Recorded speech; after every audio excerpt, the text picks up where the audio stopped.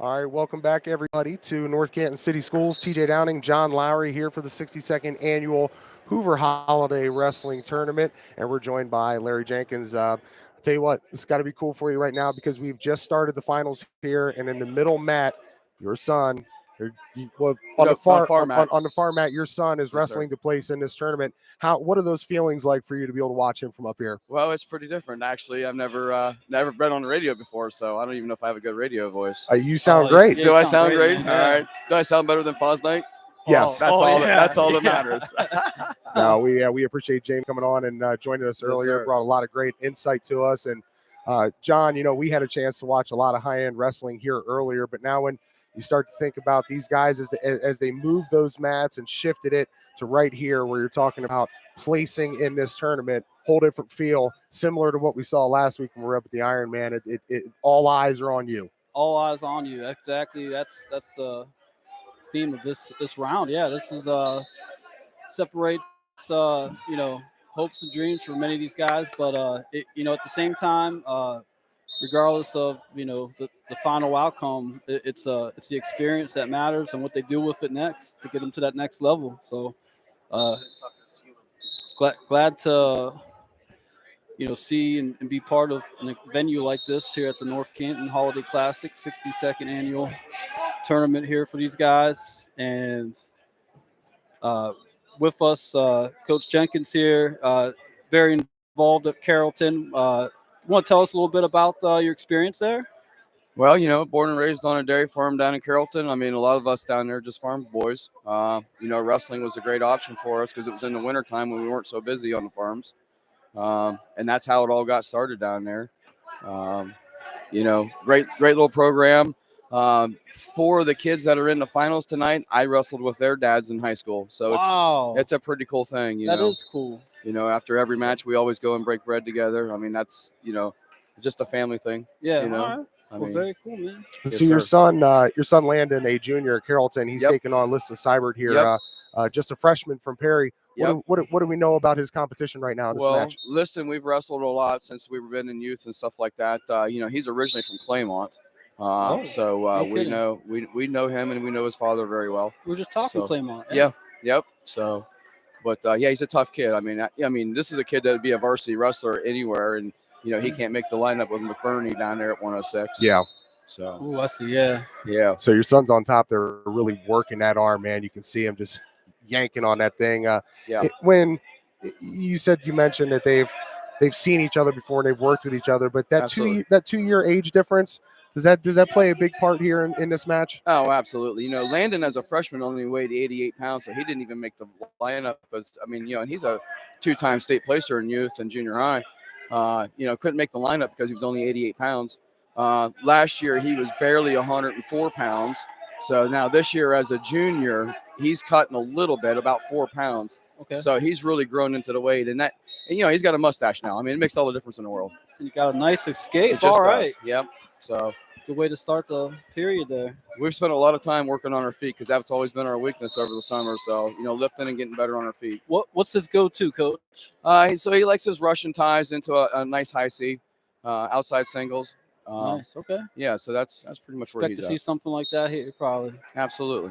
So we know here in the middle, your championship match, you've got.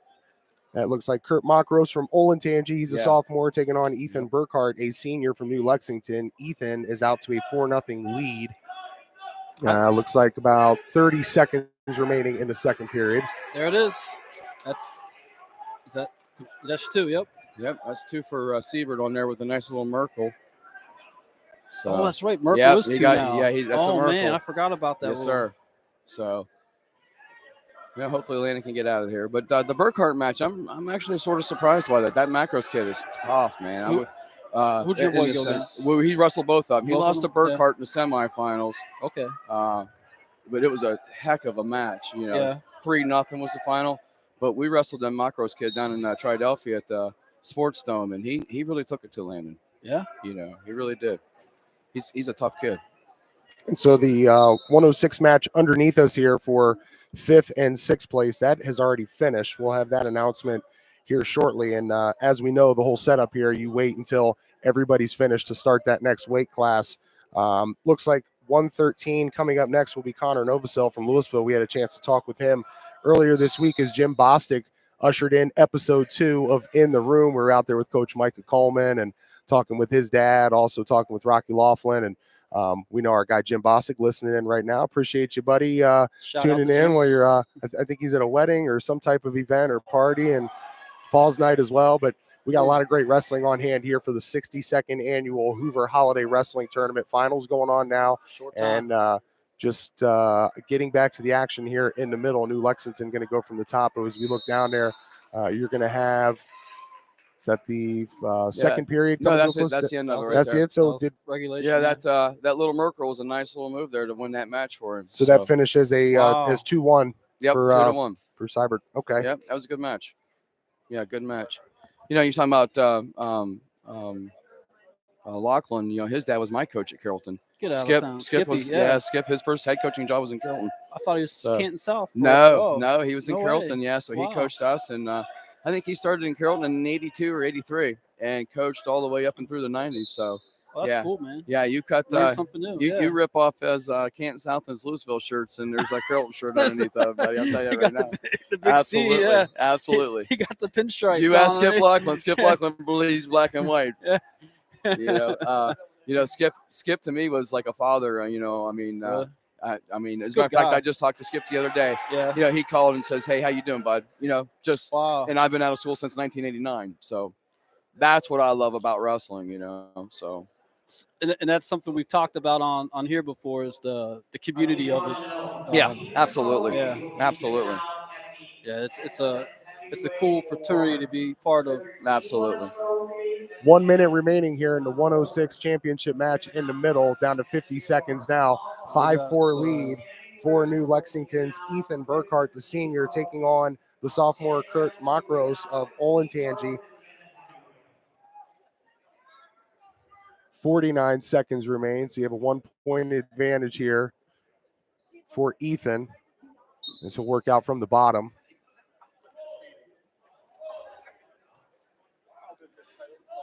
Yeah, this is a lot closer match now. I was surprised when Burkhart jumped out to that early lead. Really? Yeah, it was hard for me to watch that with my boy wrestling, but yeah, they're both pretty tough kids. Now nice reshot on that. Yeah, it was beautiful. Now your son was here last year? Yeah, he was here last year. Yep, and he did not place. So okay, you know, like I said, he's finally grown into the weight class. So I'm expecting big things out of him. You know, he probably could have placed down at the state tournament last year. Lost a tough match to a kid from St. Mary's, but you know, that's part of the sport too. 7 seconds remain here in this championship match in the middle. 5-4 lead for Ethan Burkhart. Nice match. Wow. And it's going to go his way. Tough weight class. He was able to put an extra point up in there. Was that 6-4 the final? I think it was. Okay. Yeah. Yeah, he got the. Yeah, I think Fosnight said that the 106 pound was the deepest weight class here today. Wow. He might have just been saying that because my kid's in it. I don't know. You know him. He was pumping you up a little bit. Pumping me up. Should we call him and tell him I sound way better on the radio than him? Yeah, we'll throw a couple jabs at him. Oh yeah. Where did he say he was going to a graduation party? Did he ever tell you the story about how him and I met? No. So I'm my first year as being a coach at Carrollton in the youth, and he's been at North Canton since whenever. And I guess his dad coached and his brother Tom coached, blah blah blah. So, anyways, I'm yelling for the Carrollton kids behind Carrollton and North Canton are wrestling, and I'm yelling behind his seat. And a friend of ours, Mark McCourt, and I didn't know them two were like really good friends from high school. They wrestled together. Okay. So he's like, can you not yell behind me? And I'm like, yeah, all right. So I started yelling again, like 5 minutes, because I just can't keep it in control. And he tells McCourt, he's like, hey, and he cusses at McCourt, and I'm like, dude, I'll beat your butt right here, you know? Yeah. And he goes, take care of that, McCourt. And he goes, look, we've been friends forever. So Jamie and I almost got in a fight. That's how we met, you know? And now we're best friends. Wow. That's a cool story, man. Yeah, it's a pretty cool story. Okay, so going here now for the 113 championship.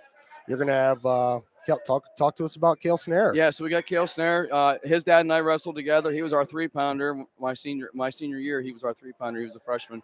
And his boy Cale, another kid, just sort of growing into it. Mentally. Ooh, look at that. Yeah, he's funky, man. He's just a funky kid. But he's just really grown into the sport as far as maturity wise. He's got some long legs on him. Yeah, and he just could not control his emotions. You know, he was getting in fights. He's a little worried about wrestling a kid with a mustache tonight, though. That kid's got like a full mustache. You see that out there? Ryan Mosier, a senior from Holt. What do we know about this Holt program out of Michigan? I don't know anything about him. Yeah, we've seen quite a few of those guys out there, John. I know we talked about some of the kids from Huntington, West Virginia as well. Some of those guys from Wheeling. I'm assuming your boy and this guy are drill partners, right? Yeah, my boy and Cale have been drill partners. I mean, they've been we've had to separate them several times. I mean, iron sharpens iron, right? That's right. And and Cale Snare, his dad has always been like, you coach my boy because I can't control him. And he would listen to me, and my boy would listen to his, Cale's dad. Vice versa, yeah. Because they coached together with me. This kid's funky too. Wow, yeah. Wow, how did he do that? Learned that from Jim Harbaugh, maybe. Well, I don't know. We need to go to Michigan and learn how to do that move. Yeah, because that was pretty cool. That's slippery, man. I don't know what that was. I don't know what you call that. That was a slip and slide. We don't have anybody for 5th and 6th. If you're listening in and you've seen what we just experienced, let us know if you got a name for that or know what the heck that was called. So that finished fairly quick. I didn't get a chance to see. That was Connor Novosel from Louisville who was down there, but okay, boy, that wrapped up fast. Did they show on here who won? What's the score in that championship match? I can't see it.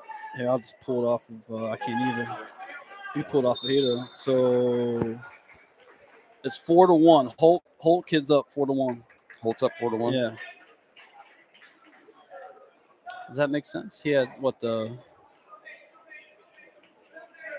So Connor Novosel did. That makes sense. Right? Connor Novosel did win that 5th place match. Okay, from Louisville. Good. Yep. Looks like it was actually by injury. It'd be injury default or says ING next to it. So I believe the guy that he was. Oh, okay. That was the forfeit. Yeah. Colton Mellon, just a freshman. Oh, that's right. Yeah, Mellon kid. Yeah, he did get hurt. Yeah, he's from out of Wadsworth. There's another kid that my boy used to wrestle, and his dad and I became great friends, and him and my boy have become great friends too. So, again, we used to take a bunch of kids to Virginia Beach every year for the spring tournament. Yeah. And we put a team together for everybody that was out of our sectionals and out of our districts. And That's man, cool. We had so much fun. We had some kids there one kid was from Canton City. He'd never seen the ocean before, and so cool. Get to do some stuff like that. Well, how long you been doing coaching for? Well, my boy's 16, and I started coaching before he was born, so 16 years. I didn't coach for the last 2 years, Still, that's commitment, man. Yeah. Wow. Takes a lot, yeah. I love my boys. Yeah. I love my boys. Yeah. I love my boys. This is going to be great for Cale Snare. He's been that kid that he got so close to placing a lot of times, and he just couldn't be there. And so this is going to be great. He's having a tough match here, but this is going to be great for his confidence. It's a good tournament to get that boost on. Yes. Yeah, coming out before the fresh year there. What's next for Carrollton? So we got Wheeling Park duels next week between Christmas and New Year's. That's always a brutal tournament. Them dual meet tournaments they're pretty vicious. So there's Virginia and New York and West Virginia and Ohio there. Wheeling Park's right up there in the team race too. Yeah, Wheeling. They got a tough team. That's a great program. Some great coaching down there. It's interesting because literally 6th place in the team race. That's Walsh. And you got Holt, Wheeling Park, all within a point. Right. 1 point difference. Yeah. And Carrollton was in 9th, I think, and they were just ahead of Minerva and Lake. You're spot on. Yeah. Yeah. You're in the 9th spot. Yeah, ahead of Lake. Yep. Big Stark County powerhouse and Minerva. Yeah. You guys are ahead of Olentangy too. Yeah. Yeah. So you look down here next week for that Wheeling tournament. So you got Beckley, Woodrow Wilson will be there, Bethel Tate, Brook, Buckeye Local, Canfield. We know Carrollton will be there, Claymont as well, Edgewood out of Cincinnati, George Washington, Hurricane, Indian Creek. The Jackson Polar Bears will be in attendance. John Glenn, John Marshall, Loveland, the Tigers, Massillon will be in. Morgantown as well, Northwestern, Parkersburg, Ringgold, Ross, Shenandoah. We'll see Steubenville down there. Big road. University, Waynedale, Wheeling Park, and William Henry Harrison. So we've got a contingent from this area. So some of the teams that have been competing here this weekend in the 62nd annual Hoover Holiday Wrestling Tournament, We've seen the Lake Blue Streaks again. Talk about Steubenville; they'll be there at Wheeling next week. They're here today. We've seen a strong contingent of Downton Bulldogs. Lewis Center, Olentangy High School is in attendance. Tuslaw, Wadsworth, Dublin Scioto, Watkins Memorial, Louisville, the Green Bulldogs. We talked about Holt out of Michigan. Fairless Falcons have been in attendance. Brush High School, West Holmes, CVCA. We got a chance to talk to Masslin's coach, Coach Craig Wusky. The Walsh Jesuit Warriors are in attendance. Alliance Aviators, Copley High School's here. We talked about Minerva as well. St. Vincent, St. Mary, Benedictine, Smithville, University, Union Local, and Ripley out of West Virginia. So another, you mentioned, I mean, the competition that's here. Absolutely. You know, you're going against some guys that are really going to push you. And you know, Larry, something I heard earlier this week when we were talking with Micah Coleman, chasing losses. Yeah. You know, being finding that loss that's going to get you better for when you're making that push. Absolutely. For March. Absolutely. You know, and in the North Canton tournament it's a great I don't want to call it a preseason because we're in the season, but it's a great indicator of where you're at in December, you know, and where you need to be at by March. You know, I think Landon's match at 106, you know, he just lost a tough match there, and those are good for you. You know, those keep you hungry. You know, I tell everybody that, you know, I got fired as a T-ball coach because everything in T-ball is a tie, and you go to Dairy Queen no matter what. And I said, listen, you got to learn how to lose. Learning how to lose is more important than learning how to win. You know, because life is not fun all the time, guys. That's true. No, you know, yeah, so, especially when you get older and you got to start paying bills. And I tell all of my the mortgage keeps coming, right? All of it. That's right. You know, it's not about getting knocked down; it's about getting back up. Usually, when I don't make my mortgage payment, they send me a participation award. Did you rattle off some of those team scores? Looks like in first place, we do have Wadsworth. The Grizzlies are at 248. Underneath them, you got the Louisville Leopards at 137. And third place, New Lexington with 130. Right underneath them at 129. And fourth spot is Wheeling Park. At fifth place is Holt out of Michigan. They have 125.5 points. Walsh Jesuit at number 6 with 124.5. Rounding out the top 10 is Mount Vernon, West Holmes, Carrollton at 9 with 92 points, and the Lake Blue Streaks with 91.5. Minerva, we'll mention them. They come in at the 11th spot, right behind them as well. So great strong showing here from not only Carrollton, but the Minerva Lions. Hey, did you guys see the Holt coach? He's got a Santa Claus I saw that. blazer on. Yeah, that's cool. We got to give props to him. Right. Yeah. Get him up here and get him on the radio a little bit, right? Yeah. Good. So that young man. Get him up here. Yeah. Young man from Find out Holt. what that move was called. That the slip and slide. Yeah, the slip and slide. We're gonna call it that. I think that's what we're gonna call it. We'll just call it the slip and slide. We'll shorten it down to something else. Right. You know? The oop-de-oop. Oop-de-oop. Looked like that final ended up going 6-1 in favor of Ryan Mosier out of Holt. Up next at 120, you're going to have Jack Dinwiddie of Wadsworth taking on Mike Thomas of Madison. And as we mentioned, the Minerva Lions, Connor Norris, he's going to take on Braden Halen from CVCA. Ooh, okay. Yeah. A little Wilder Lake Road action, huh? So the Braden Halen story, you guys have ever heard the story on that kid? No. He was involved in a side-by-side accident, and he lost like a spleen. He was in Akron Children's Hospital for months, almost died, and they told him he would never wrestle again. So he was one of the kids that went to Virginia Beach with us, and I got to know his parents and stuff real well, and we did a nice little thing. We wrestled at Glen Oak all the time, and when he finally came back, he was not wrestling yet, but he was out of the hospital and during the season there, and we did a little thing for him. He's just a great kid, great family. I'm glad to hear a story like that and see the community get behind a guy like that. Yeah, that's awesome, man. Yeah. Well, see, that's what reason we brought you up here today, dude. Yeah, bringing the heat, man. He want to know why we brought him up, because we hear great stories like that about you, man. Yeah, no, he's a good kid, man. We didn't get that type of content from Falls Night. Well, man. I didn't want to bring that up again, you know, but I think Falls Night's already lost his position, hasn't he? As far as the radio. Oh yeah, he's out. I'm in. Yeah. He's out. He's out. Yeah. Again, another one of those guys from Holt wrestling there for the championship at 120. That's Mariano Lopez. He's taking on Joey Romano from Lake Catholic. And here in the first period with 1:12 remaining, he is leading. That is Mariano Lopez leading 2-0. Yep, just got a reversal there. You know, he probably drills with the 13-pounder, so let's see if he knows the slip and slide. That's right. Yeah. Right. Usually, yeah. And then It's contagious. Dinwiddie down there from Wadsworth, he beat Landon down here last year. He's a tough little really? kid. He was at 6 last year, so he's really jumped up a couple weight classes. I'd say so, yeah. Yeah. Young man from, let's see here, CVCA leading 2-0 over Connor Norris from Minerva. Wow.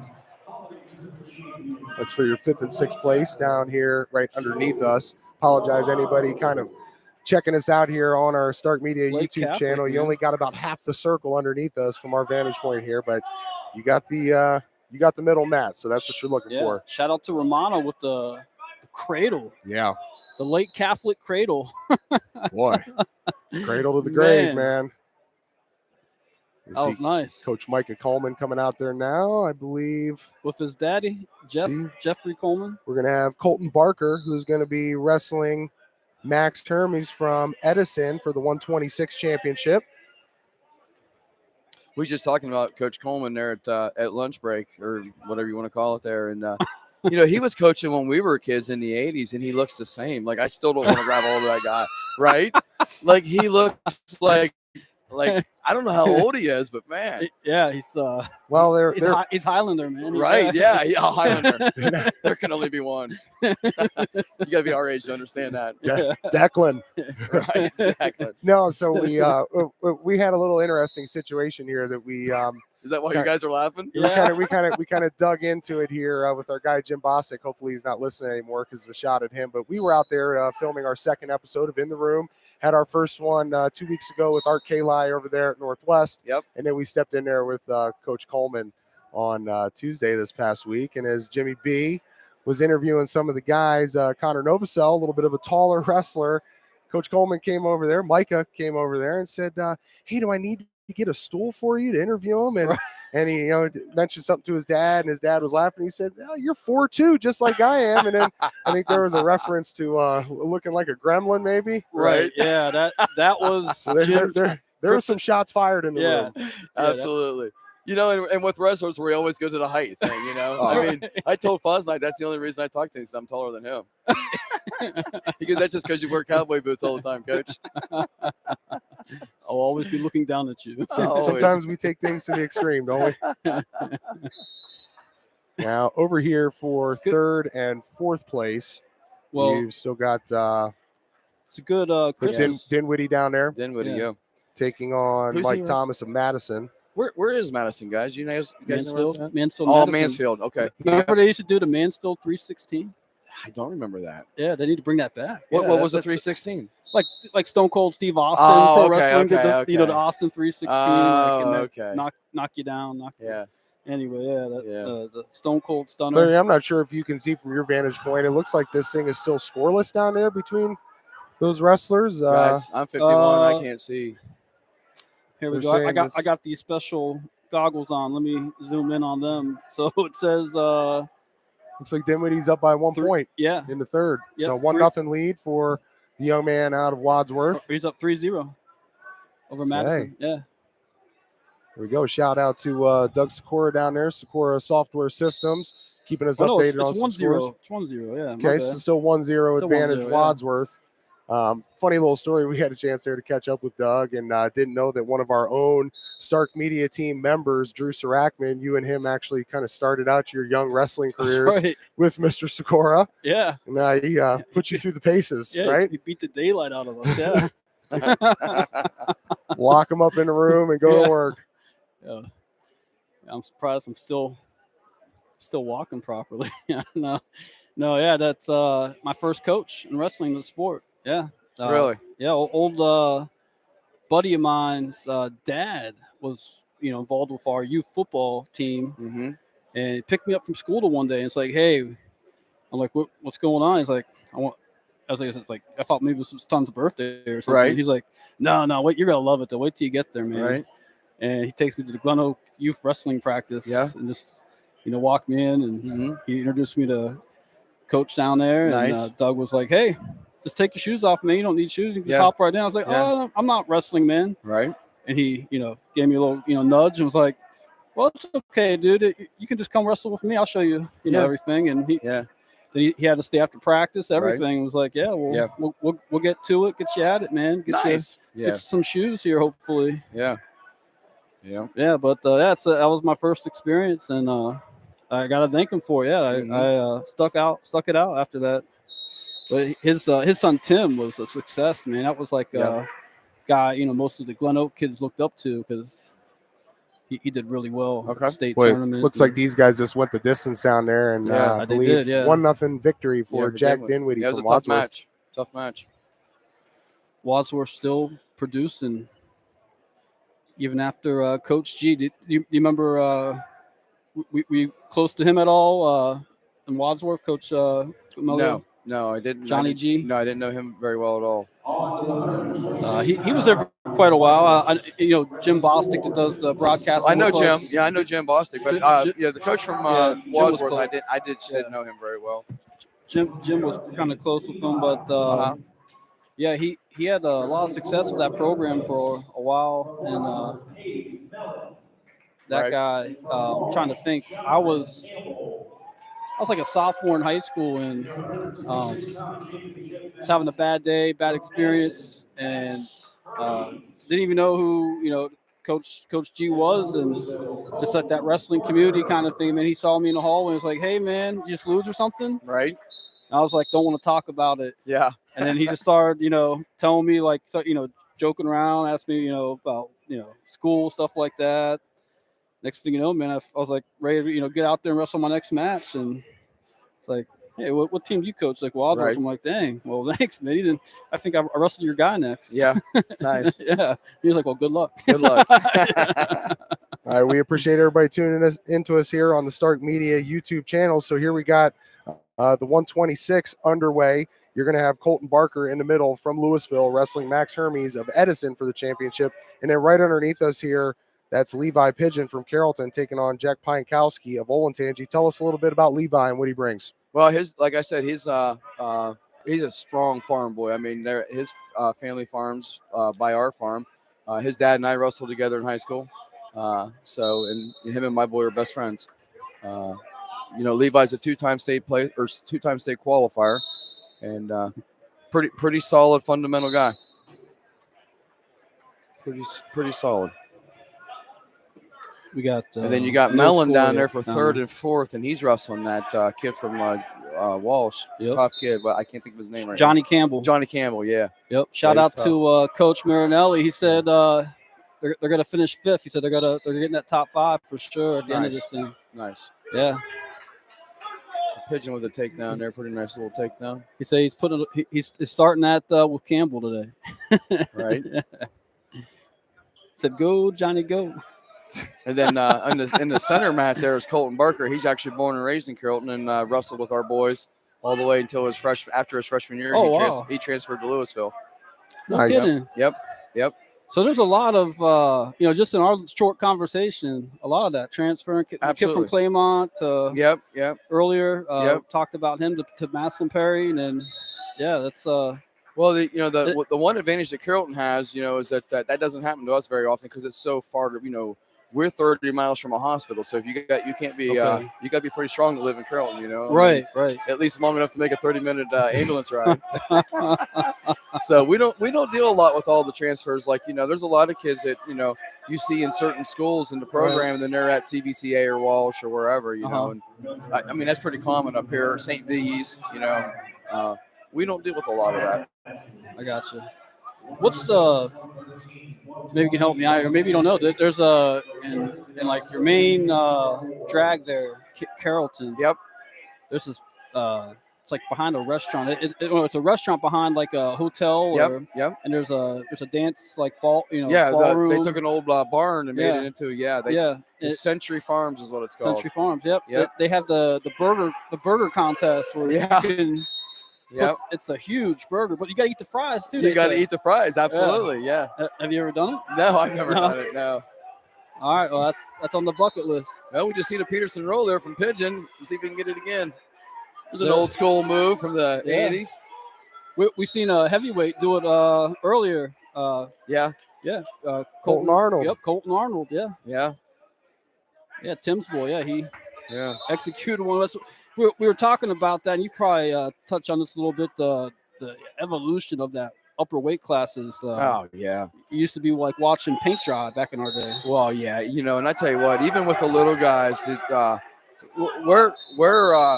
these kids know moves that we didn't even know, and I wrestled 1 year in college and didn't know some of these moves. Right.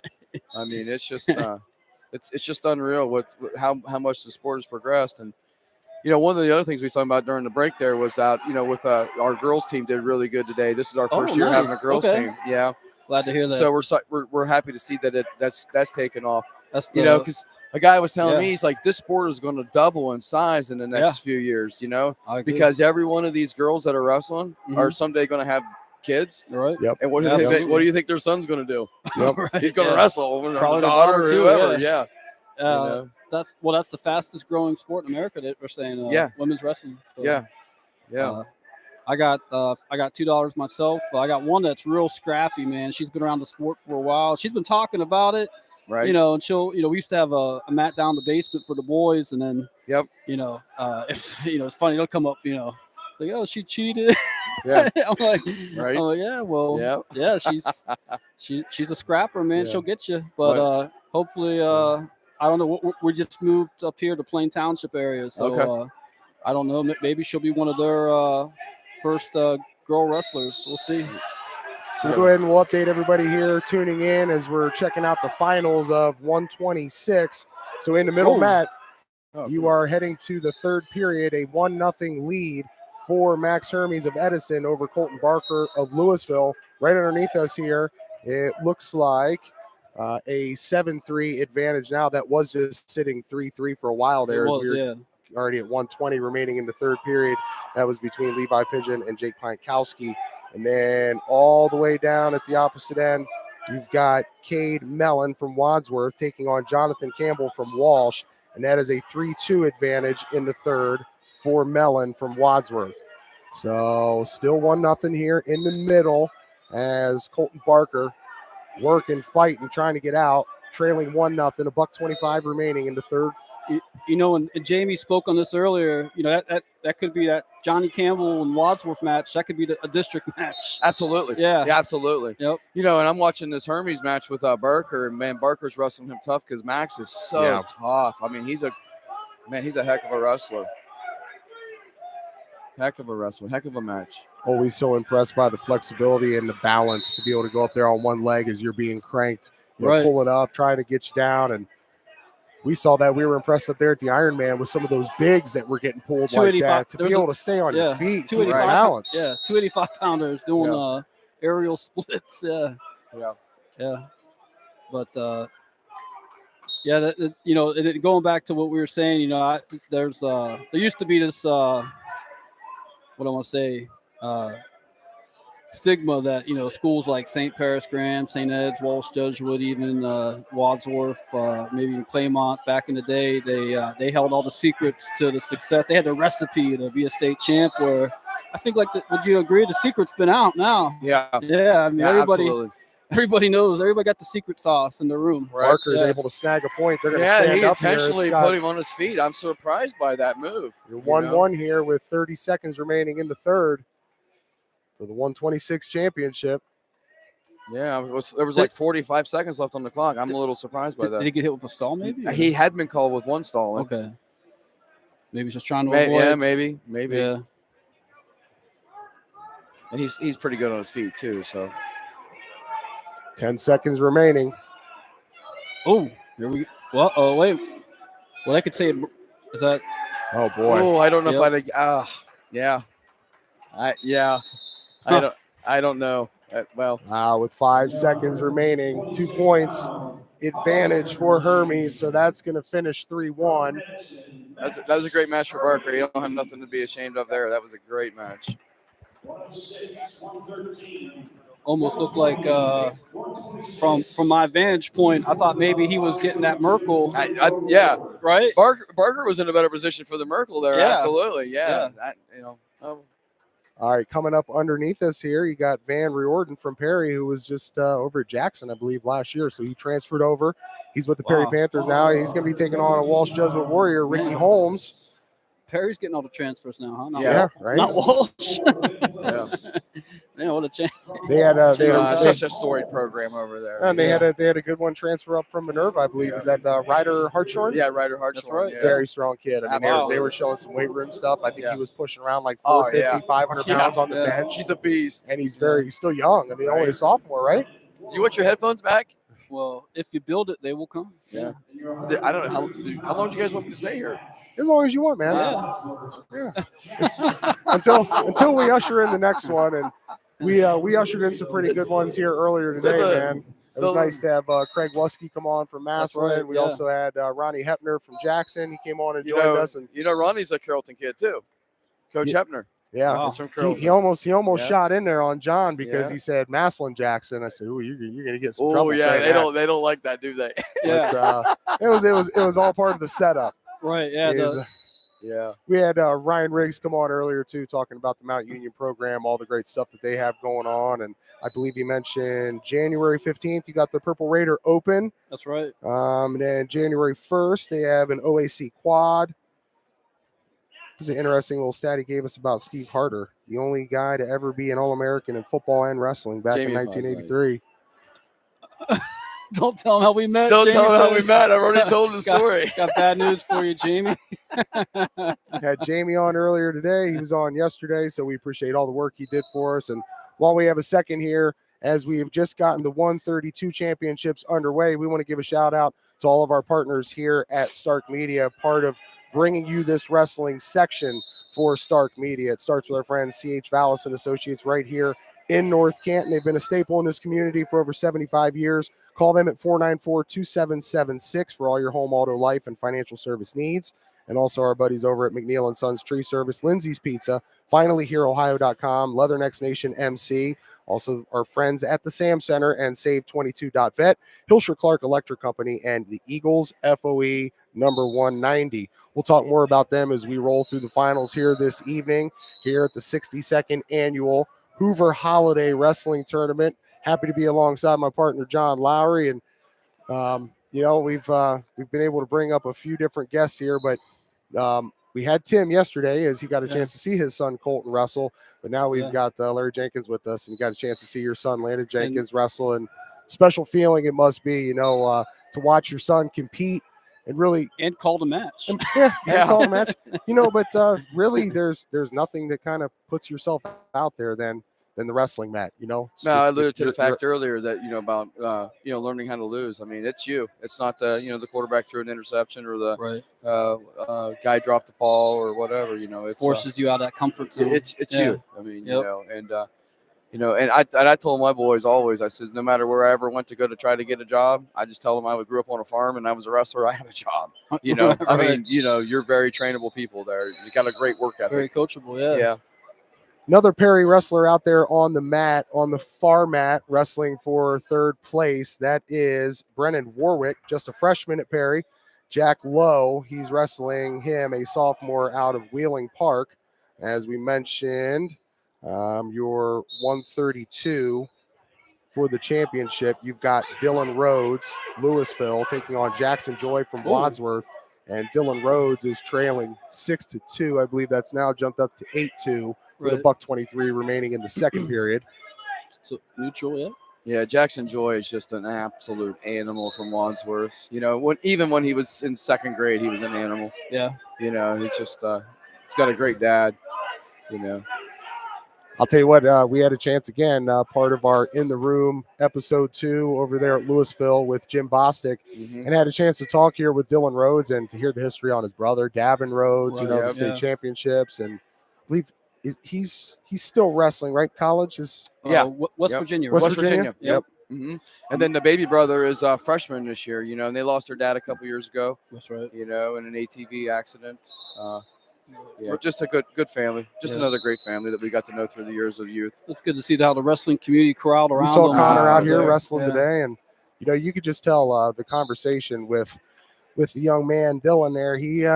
He's got his expectations and goals set high, man. He wants to put his name just like his brother did on that final line and get it done and bring it home. And then obviously his drilling partner Dom Hoffert. I mean, he's a state champion himself from last year, and you know, being able to work alongside that, you know, we constantly talk about drilling partners to be able for those two to be able to work off of each other. I mean, you talk about iron sharpening iron. That's pretty good right there inside of the Louisville wrestling room. Yeah. Yeah, your drilling partner is the most important person in your life.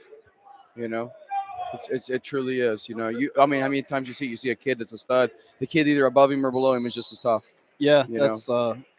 I noticed that with that the soda team. That's doing well. A lot of upper weights. Yep. Yeah. Like, look at that. There's Yeah, absolutely. You know, and they all want to outdo each other because that's the way it is. Right. Yeah. Hey, here's Coach Hill. You want to get him in here? Oh my gosh.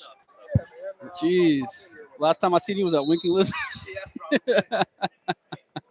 We can't have Crow and Emitter on the same. One quick question for you, Coach. One quick question. A real important question I got for Coach before he goes. Okay. All right. Because actually, you know, and Coach Hilliard's here to actually, we're setting, you know, traditional historical moment here at Stark County Media. We're going to break a record at the moment for this question because this is the 5th time we've asked it today. Is this question going to have anything to do with how you can interview a Carrollton guy and another guy and no fight? That too, yeah, that's another record that we're setting here, another historical moment, and that's why I'm standing between the two of you. But the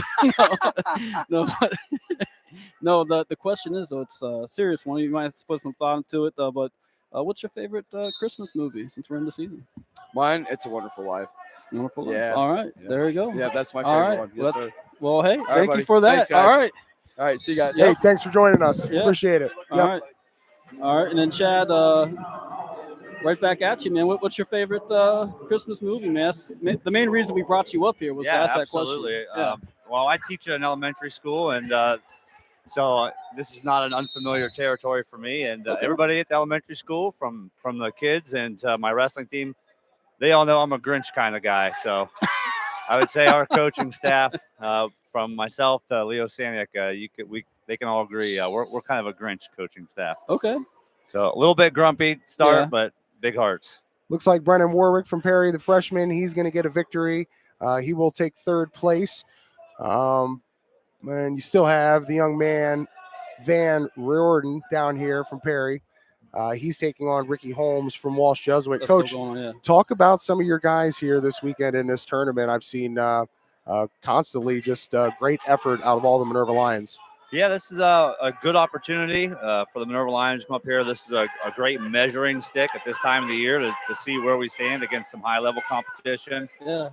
We got some guys that are battling right now, whether it's dropping weight classes and just finding the right spot for the end of the season. So it's a great opportunity to come out here against some of the best kids across our state, West Virginia, Michigan, just to see where you stand and prep for the second half of the season. So you know what you have to work on to win close matches at a high level. Van Riordan, he's going to take 5th place as he gets a 6-2 victory over that young man from Walsh Jesuit, Ricky Holmes. And John, you spent a lot of time in that Walsh Jesuit Warrior program in that room, and a lot of pride when you think about coming to different tournaments. I mean, you know, you're going to have individual guys that you know are going to probably place or finish high, but as a team, you know, for both you guys, when you roll in here, Coach, with your team, John, when you rolled in as part of a team, you know, you want to have a good showing from top to bottom, right? Do you put more stock into where the team finishes in the standings, or having a guy that's going to say 1 or 2 of them took 1st place? You know, John, if you don't care if I just jump in first here. Go for it, Chad. Yeah. You know, as far as a team effort, it's really hard because you focus so much on a tournament like this with individuals, and you go through film and you prep individually for guys and who they're going to see in a tournament like this. But when you see a team that is consistently beating people maybe they shouldn't, you know, the team score falls in place where it may. You know, this is tough to come here on a team effort and place real high as a team, just because there are so many individuals here and trying to knock some of these guys off.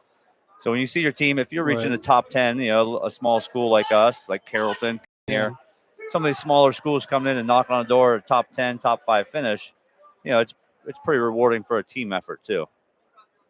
Carrollton moved up the 9th spot. Okay. I believe you guys were maybe 2 spots right behind him at number 11. Yeah, behind Lake. Yeah, we're closing in. Knocking on the door. Knocking on the door. Yeah. A couple things go a little bit differently. We score some more team points. We have starting with 13-pounder not in the lineup right now, and a couple other guys out of the lineup, but our backups come in. They score some points for us too. It's just tough at a high-level tournament like this if you're not filling all the weight classes with competitive wrestlers. It makes it tough for the team score. Do you still get on the mat and roll around with the guys, or Not as much as I used to. Yeah. I just graduated. My son graduated last year, so he's a senior, and nice. I tried to do everything I could to hang with him while I still could. He's out of Lock Haven wrestling now, and Wow. I think my days on the program. mat are going to be very limited when he's in the room because I don't want to tangle with him anymore. What's is he in the lineup up there yet, or No? He won some wrestle offs, so he was knocking on the door. They have a good program, Lock Haven. They won the MAC last year. Yeah. They were pre-seeded to be in the bottom half, and then they came in. Lock Haven won the MAC last year and sent 5 to D1 Nationals, and they got some guys ranked. So he's part of a very competitive program right now. Red shirting this year, but still going to see some action here and there. And well, that's cool, man. We'll have to watch out for him. Oh yeah, he's loving life right now. Let's set the table here real quick for the 138. You have for the championship, Boots Van Dyke from Walsh Jesuit, and then you have him taking on Brody Sakosha from Steubenville. Believe is it Reno who is the coach down there at Steubenville? Believe that's maybe grandson. Probably Reno became the all-time related, winningest high school football coach in the state of Ohio this past season. A long time down there with Big Red, and so you see you got your stat guy over here trying to fact check. He's trying to give you some help. I don't know. Rolling through them for me, man. Well, here we go. We were talking about an earlier chat about having a iron sharpen iron kind of thing. Good drill partner does that in the room. Well, you got this Walsh wrestler earlier. His teammate Johnny Campbell was wrestling over there for 3rd place, and then go one up. You see. You see programs. Van Dyke right in there. Yeah. You see programs all across the state. You get 1 or 2 good guys in the room, and then next thing you know, some of these kids that you've never heard of before start making placements in big tournaments like this, and it just gets better and better. I think we're really lucky, especially in Stark County. We have Samurai Wrestling Club. We got a lot of big schools that are willing to help each other out. You got Perry and Lake that are willing to help each other and get better and better. Well, Boots taking a 5-1 lead here in the second period, about $1:24 remaining. John, real quick talk. Yeah. I know you've followed this young man a lot. Yeah. Talk about his style out there. You kind of see that seat roll as he's working himself around, shooting in, and it's just a different all-around style, right? Call it the Iron Eagle, yeah, man. It's you're in and out like that. It's like the old fighter pilot, idea of scoring and then get out of the mess once you get into one. And he's nailing it. Yeah, he's leading 7-1 now. 30 seconds remaining in the second period. Wrestling a little bit like an old brawler like Sonny Marchetti used to. He'd be very proud of his style. Yeah. North Canton guy, actually, originally. Yeah, absolutely. Yep. And then 2 more points for Boots. Chad, so you guys, I know we're talking about how wrestling's community, they help with each other. I remember United had kind of got some help from, is that right? Oh, yeah.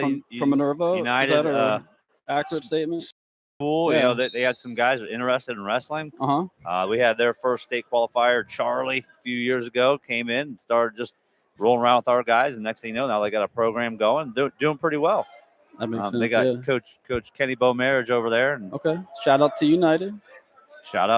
They got some things rolling. They got a girls team starting to pop up. So you guys is growing. Have a successful girls program too, right? Oh yeah, absolutely. Yeah. We for the last couple of years we've been top 5. Is Galachek over there?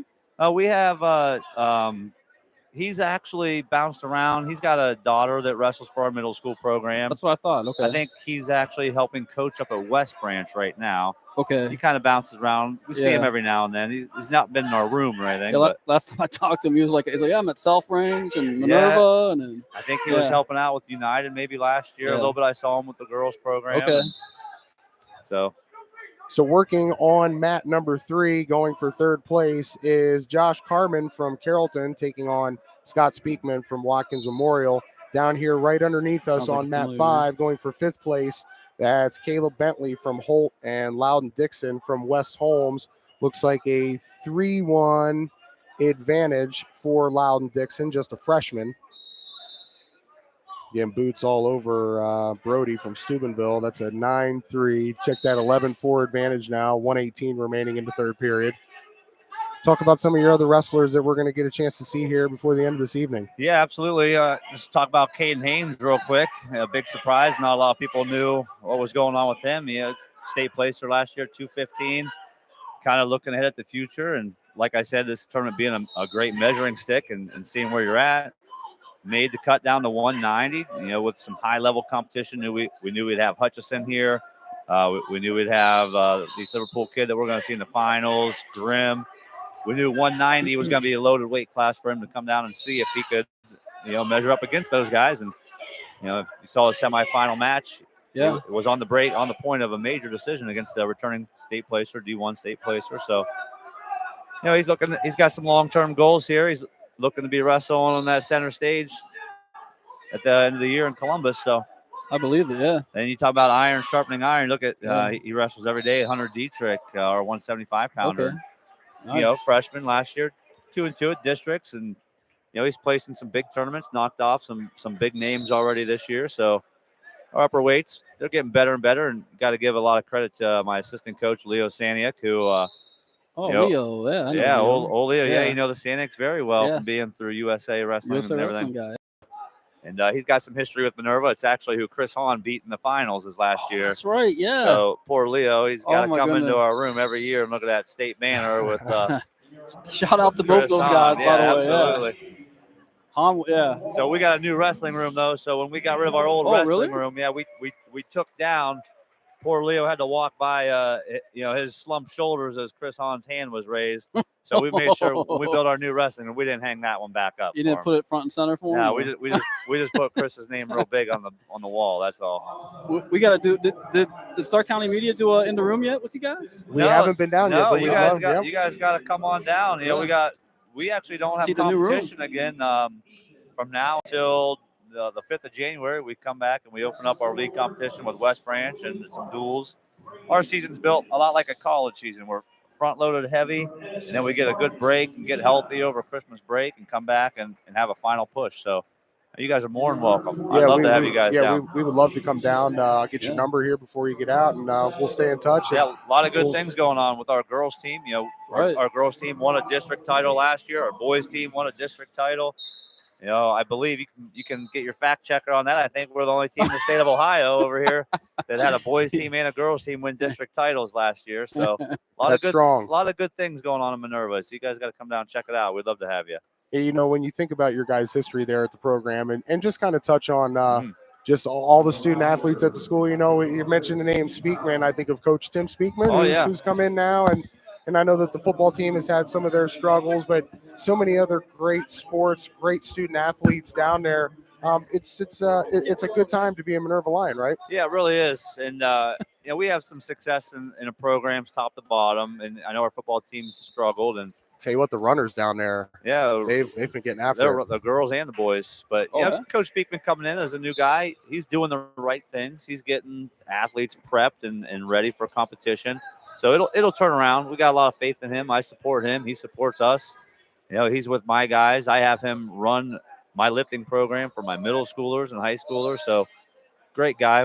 It's a good time to be Minerva. Listen, I know when my father-in-law Roger Bettis, when Mike Galena, guys like that, when Rich Hart, Bruce Wright, when those guys are signing off on Coach Speakman, that's a good thing, right? I mean, absolutely. And he is a former Minerva Lion, right? So to have that history there, to know what you're coming into and where you expect things to go. And Coach Speakman is very realistic. He came into the season knowing where the program was at, knowing the athletes that he had to target, and he's doing the right things. And he's got a lot of support in the community.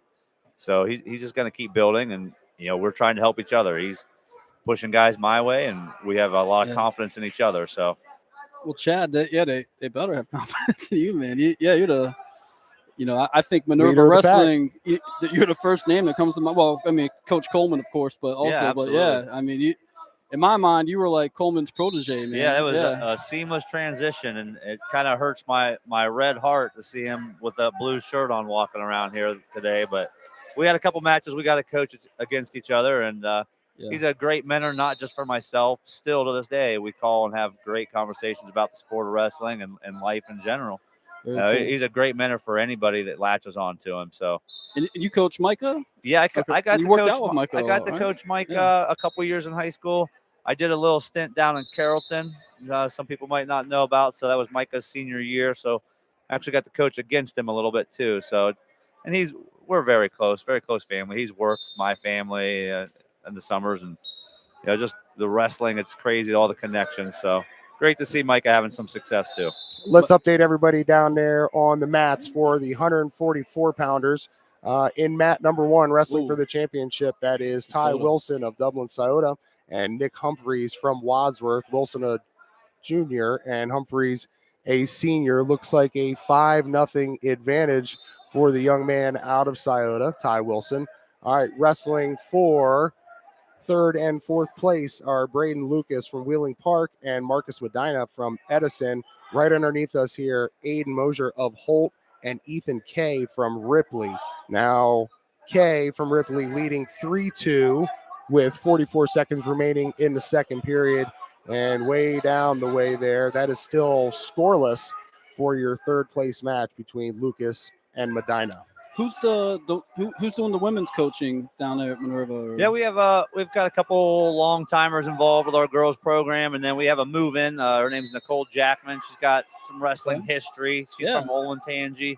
That's awesome. Never competed as a wrestler, but she's highly organized, highly motivated. She came in last year, worked out with our boys program, and developed her own style, and she's doing a great job. She's great for our program. Well, I heard that. That's why I asked. Yeah, that's good. She's wrestled. They had little competition day out at Ashland Mapleton. They're actually wrestling a full 20-point schedule this year. And wow. Where last year we had to kind of piecemeal it and get some girls competition at the JV boys level. And so question for you, because I know at the college level they're doing freestyle. Is that what's going on here in Ohio too with the girls? It's starting to transition that way at the high level. I think the big push was just to get girls and get numbers and get them competitive, but you soon realize that if they want to move on and get to the next level, they got to have a push for freestyle too. So it's being integrated for sure. Well, we talked USA Wrestling earlier, and you were in it just like I was back in the day. Oh yeah.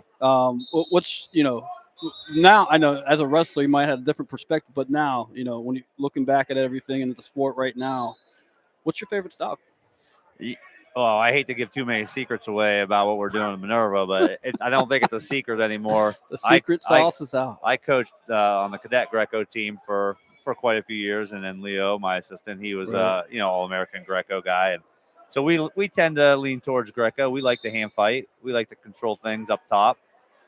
So if I had to push anybody that's looking to get better, I would push them towards wrestling Greco, and we're very competitive freestyle Ohio.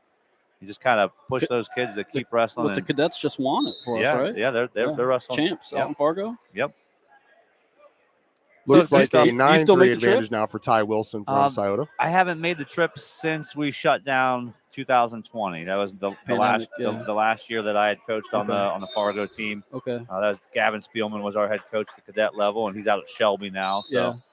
Yeah. Who hosts that still? Like for the training camp, is that still a Walsh Ed thing? No, actually, believe it or not, it goes out to Ohio Northern now, out in the middle of nowhere in Ada. Yeah. So it's a little bit in the middle of nowhere. A little bit different training camp than it used to be, when we were going through, and now they train for a handful of days and go back home, and makes it tough. It's a tough trip for tough kids. situation. When I was covering Mount Union, I covered them for about 7-8 years as a color commentator for the football team, and we would take those trips out there to Ada. I thought, man, if you're trying to recruit out here as a coach, it's a tall task because but then you come in and you see Wilson football. Wilson manufactures their footballs out there, but outside of that, you don't have a whole lot else, and it's got to be tough for any coach in a program like that at the Division III level to be able to get those guys to come out there. And yet they still build programs. They still Ohio Northern's always very competitive. Even Heidelberg. Some of those teams that are out there in the middle of nowhere, they're very competitive. But But guys, I appreciate you having me up here. I really do. I'm gonna We get back appreciate you, down. man. Coach, Yeah. thank you for all You you know, do, man. I will get your number here. I'm and seeing a lot of and- videos, seeing a lot of cool things you guys promote in wrestling Yeah. in the area. So you guys keep up the good work. We'd love to have you guys down. Thank you. So appreciate it. We'll be there, man. John, it was Yeah. nice seeing you. I had no idea you were up here. So thanks a lot, guys. It's a pleasure Appreciate seeing you, it. dude. So take care. Thanks a lot. Hey, best of luck to you the rest of this evening, man. Appreciate it. The Grinch. See you guys.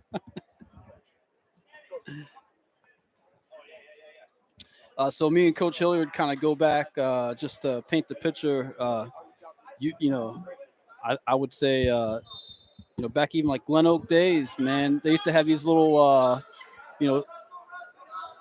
wrestle off things down at Marlington High School back then for youth wrestling, and Minerva was always there, and Glen Oak, Louisville, a lot of these teams, North Canton, a lot of these same teams you see here, and that was kind of the start of that, building that they had in Stark County for the youth. He said he's not talking, so I don't know who you're talking to. If you're talking to the guy to the left of you, or if you're talking over here, but yeah, there you go. I love it. Hey, no, John, tell me though. So we had a chance when we went over to Northwest, that they do those wrestle offs every week. Right. Not every program does that. No, right? that's huge. But that to me, Yeah. like that keeps your varsity guys like on In your check. toes, man. Yeah, Any given week, right? You may Yeah. not be the guy. You're right. And look at these Perry kids that are here today. They're the JV guys. A lot of them transferred into that program, knowing that would happen, but they just want to be part of a successful program, and they're, that's what they signed up for. That's why they're here today. And that was kind of me at Walsh Jesuit, man. I walked in that room and I already knew. I mean, I had a state champ in my weight class, weight class above me, weight class above that. I was like, I have no business in this lineup for like a couple of years, but when called upon, I got to be ready. Yeah. Yeah, right. Yeah. And, I'm just catching this note here. I mean, you think about two guys like Colton Arnold, who's getting ready to look for his 11th pin here on the season. He's wrestling off every week against Ben Holzapfel. Would be, yes, okay. right. We know that Ben went through some injury stuff, and it was great to see him back out on the field at the end of the season. I know, I had some conversations with him down there. It's not easy coming back from an injury. I don't know anything you've ever experienced before, John, but it's just it's in your head. It's in your head. And when you're a young kid like that, it's hard to fight it, Right. And you think, first time I get back out there, it's just going to go. Or is that knee going to slip? Or is there going to be some play or some movement? And once you start thinking about that, you're not thinking about the right things. Right. You're not 100. Yeah, that's true. Dom Hoffert is out there in the middle now going for the 150 championship against, that looks like Cohen Horvath, a junior from Edison. We'll update you on some of the other matches going on. For third place down on the far mat, that's Jake Kern from Wadsworth taking on Josh Jordan from Blake. Right underneath us here, you have Hunter Randolph from Walsh Jesuit taking on Quentin Vellis from Wheeling Park. So you got your 150s up right now. Dom Hoffert, state champion last year for the Louisville Leopards. Well, shout out to Stark County in this round, man. Yeah. Literally dominating this weight class right now. We got Lake, Louisville in the finals again. It's glad to see that, and going back to Jim's interview with Dom here, I'm going to say I loved his answer when Jim said, what do you expect of yourself at this level, and he said, it's not just what we do here in this room, man. It's more to it than that. This is just part of it. This is 25% of it. And, he was the best answer. That's exactly right. And he's got a great personality too, man. Yeah. That gave some great answers and going to be a Bobcat next season. He said, you, man. Ohio University down in Old Athens, Ohio. And speaking on that, there's he's going to head to the second period trailing 2-0. I was just informed earlier during the break. I forgot to mention, I should have got this in earlier, but we had a viewer by the name of Tom Bell, who is a big fan of Colton, because Colton is going after the pin record, and Tom wrestled for St. Thomas Aquinas And back in his day, he had the pin record in Stark County. He said he had 28 pins.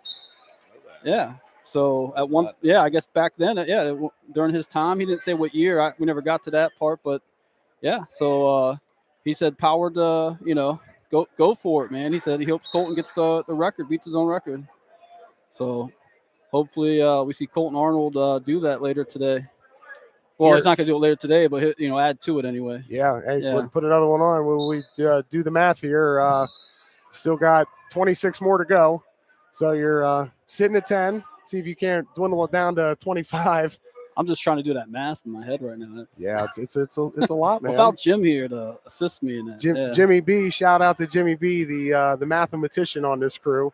Yeah, and Jim and beach wrestling are going to go a long way, and he's really promoting that right now. And Speedos, get the Speedos out. Yeah, he wants to do he even mentioned the 2-piece kind of thing, so 3-0 lead now for the young man working against Dom Hoffert. That's Cohen Horvath from Edison. He's just a junior. He's leading 3-0 with 1:17 remaining in the second period. Down on the far end, we'll see if we can get you a score update there as well. Looks like Josh Jordan from Lake is trailing Jake Kern from Wadsworth. Wow.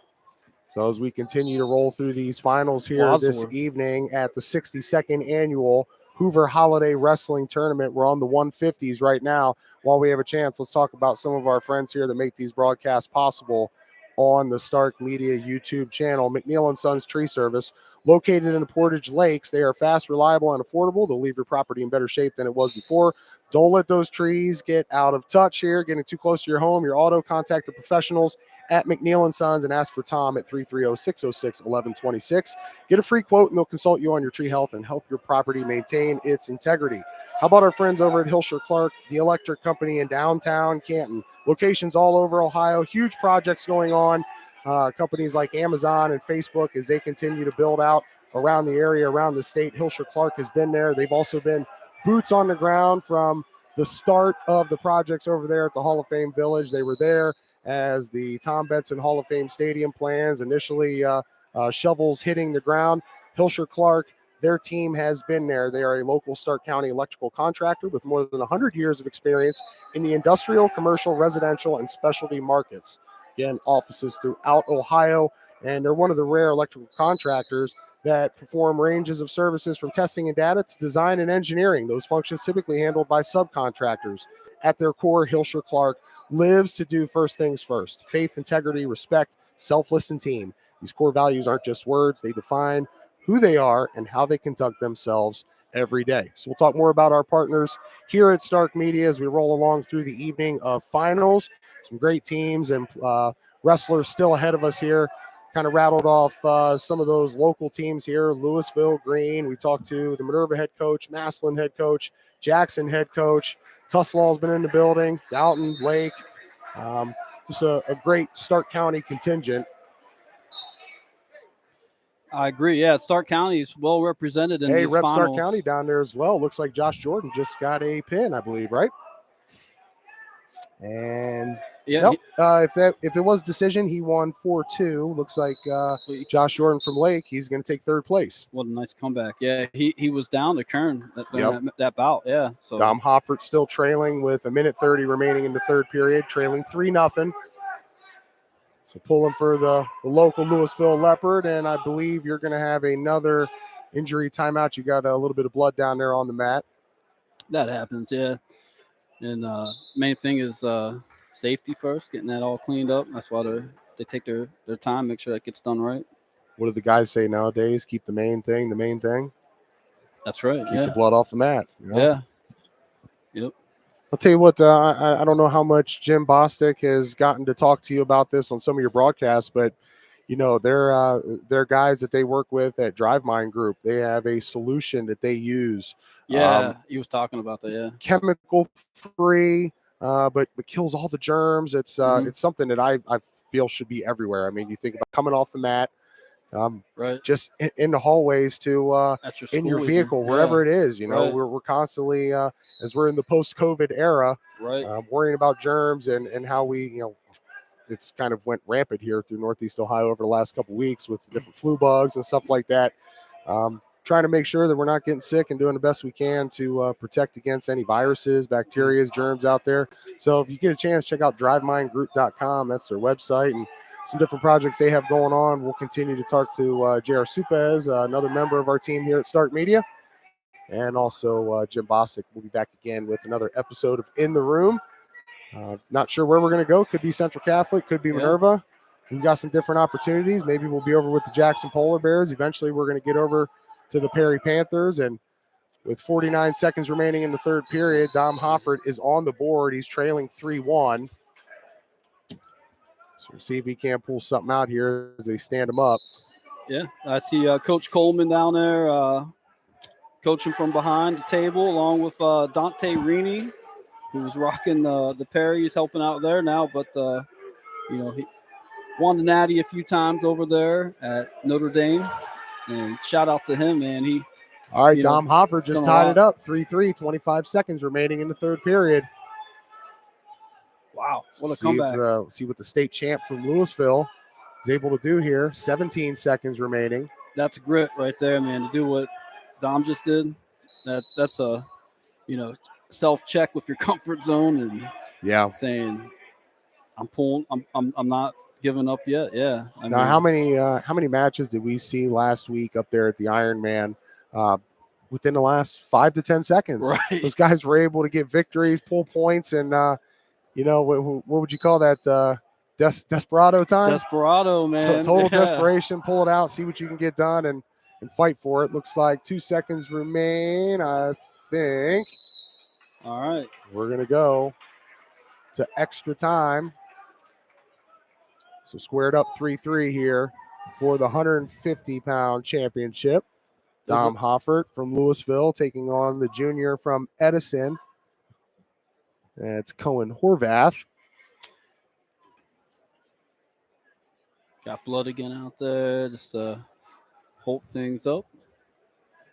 And I see Coach Laughlin. That's Louisville's previous head wrestling coach, and he's now helping out with Micah Coleman. Micah takes the reign of the program. Got some great help there with his dad, Jeff. I'll tell you what else I thought was Skip great. Laughlin. Not to mention just all those coaches, but some of the guys that have also come back to help. Yeah. Adam Gregory, who played some great ball for Kent State for the Perry Panthers, was a good wrestler there. That's right. You've got Blake Robbins, who was a Louisville kid who's come back to work with the program. So you've got both those guys in there kind of making their impact. And come on, Dom. All right. Scoop him up. Dom Hoffert going for it here. 40 seconds remaining. Call it a high dive, what he did there. 3-3. That was nice. There you go. Ooh. There you go. Dom Hoffert gets it done. Clap for that young man, yeah. What a finish. That was awesome. Boy, trailing the entire match. That was just great. Staying in it, man, staying locked in, and good sportsmanship there.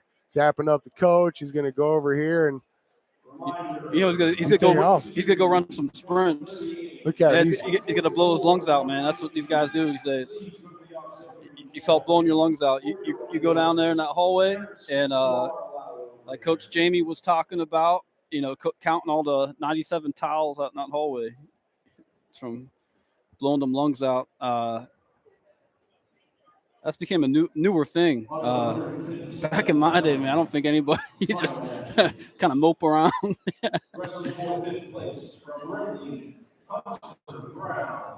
Shout out Dom Hoffert, man, getting it done here. Wow. 150. He's going to sprint over there. He's going to get to stand on top of the podium. Is that where he went, straight to the podium? I think, man. Something, man. Just stands there until he gets to his Desperado had to go take a leak. Maybe that was. All right, we're going to get ready for the 157-pounders. In the middle, you are going to have Chris Ernest from Wadsworth taking on the sophomore Jake Taylor from Mount Vernon. And for the third place match, you will have Ahmad Dafala from Dublin Scioto taking on Brian Crevar from Walsh Jesuit. And for fifth place, you will have Hunter Brown from Ripley taking on Chris Maloney, the sophomore from Benedictine. Benedictine came down with quite a team. Was talking to one of their coaches last night after things got finished, and he was just telling me how things have really turned around for their program and for the good, and they've been getting some transfers from Garfield, he said, and Maple Heights even area. So football team really struggled this year, and the previous couple of years before that, they were turning out some pretty good football teams. I mean, they came out, they were banging it out with the Massillon Tigers, and just kind of keeping an eye on them this year. I think they don't quote me on this. I think they may have only won like 2 games, if that. Dang. From what we've seen before, we expect more out of Benedictine. That's different. Yeah, I remember playing against Benedictine, man, and getting the daylight knocked out of me up there at their stadium on their turf, man. We had a play. We had a lot of trick plays. Being that we didn't have the size or talent like most teams that we played against had, especially a team like Benedictine back then. And I had breakaway on this play. I'm 70 yards downfield. I thought I had touchdown locked in. And they always say, what you never look back, make sure you got the touchdown first. So I go to showboat, look back, and kid from Benedictine was right behind me, picks me up in like a suplex, drops me on my head on that turf. And I technically think that's the fumble, caused by the ground, which that would have meant I'd have been down, right? But no reviews or nothing like that back then. Dude picked the ball up and then took it right back, scored for Benedictine, and it was right before the half. So I had a really nice conversation with the coaching staff from Walsh after that about not showboating and holding on to the ball and, listening to your coaches. So a wise man by the name of Jim Tressel used to say, hand the ball to the official. I like that. But hey, I'm up for, what? You make a big play. I'm down for a little end zone dance. Yeah, and I was all about prime times, man. Doing the Dion. Guy my size doing the Dion was something I was always proud of. So, we didn't have TikTok back then, but man, if we did, you'd have seen me on there doing the Deion Sanders. You pulled the Sharpie out and signed a couple autographs for all your fans. Oh yeah, absolutely. Yep. Saw they as we were up there at the Ironman last week, they had that tree that they planted out in front of the stadium for you. Oh, that's right. Yeah. For everybody as they're leaving that has to relieve themselves, goes on the memorial John Lowery tree. That's right. If you get a chance, make sure you take advantage of that next time you're at Walsh. We really appreciate everybody's contributions to the tree of life up there. Well, shout out to everybody tuning in to us, watching, listening live on the Stark Media Team YouTube channel, #Stark Media. Appreciate everybody riding alongside us here this evening for the 62nd annual Hoover Holiday Wrestling Tournament. Great turnout. We've seen a lot of wrestling today. Saw a lot yesterday, the 2-day tournament here. Shout out to Tom Oakes, athletic director, really kind of plugging us in and getting us in the right spot so we're able to bring you these championship matches. We see, looks like the young man from Wadsworth was able to win the 157. That's right. That was, pull this up here. Chris Ernest. That was Ernest, yeah. So a lot of talk about him, and he's going to win the championship. And big brother at Ohio University also. So Dom will be down there with Ernest's brother next year. So 165s are up next. Looks like the young man from Benedictine trailing this match here. Chris Maloney, the sophomore, trailing 2-0 to Hunter Brown from Ripley. That's for 5th place. And it looks like we know, I think you have another injury timeout as they're cleaning some blood off of the mat number 3. That's your 3rd place match between Dublin Sciotas, Ahmed Dafala, and Brian Crevar from Walsh Jesuit. Crevar leading 1-0 in that match. So 165, your championship is going to be Grayson Siders, the junior from Dalton, taking on Jamison Maynard, a sophomore from Wheeling Park. So we're going to keep our eye on the Dalton Bulldog getting ready to take the mat. We've talked about their program a lot here today. A nice turnout. Coach Brian Baum, head coach of the North Canton Hoover Viking football team, talked about their presence here at this tournament. A lot of good things going on out there. always see them qualifying for the playoffs, making a nice run. And you see a pretty strong wrestling program that they've been able to put together as well. Yeah, one thing about he was even saying he has lacrosse guys, wrestlers. He said he loves that. Coach Baum said that getting those guys on his team is what makes his team what it is, helps build to that success. So we got somebody asking us a question here, John Drum, asking, so who is in the running for match of the weekend? Right. To me from MOW, I think that's match of the weekend. So for me, I think just what we saw right here, the grit, determination, and guts by Dom Hofford. Yeah. Trailing 3-0 going into the third period, to be able to hang in there and get those final points, to be able to tie it up and send it to the fourth, and just staying in it, man, staying locked in, trailing, but able to come out of here with a 150-pound championship. I agree. You're reigning state champion from last year. Hard act to follow. Yeah, that's going to be. We'll see, but yeah, I'm going Dom at this. I think the singlet of the tournament thus far goes to my guy here from Dalton, man. He's most outstanding wrestler. All right, same guy. Yeah, same dude. Yeah, same answer. Yeah. Yep, Dom again, man. Now, if Colton Arnold was wrestling for the championship, then we could totally homer this broadcast right now. But no, it wouldn't be home. Yeah, Dom Hofford to me. And you know what? How about your guy Boots from Walsh Jesuit? Oh yeah.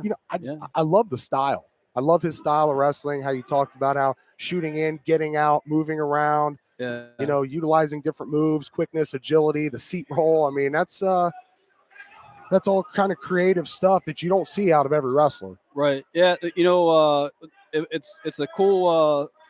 Walsh has always had a tradition with doing that for years, but it's cool to see it still happen with Coach Mariola and before him, Kabbalah, Coach Doherty. Of course, Bill Barger kept that going with the Iron Eagle approach. Appreciate John Drum shooting us over some questions. How about our guy Jim Bostic getting on us here earlier, and still waiting for our guy Mike Barrows to come back.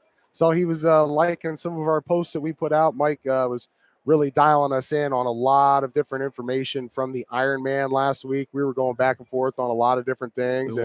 Mike brought some knowledge to the table for us. Mike was on point, man. Yeah. Thanks for him. And he was on there with me and Jim yesterday in the chat. So okay. Yeah. I had a man by the name of Pablo Velasquez, that freestyle wrestler from back in my day, man. He was the Puerto Rican champ.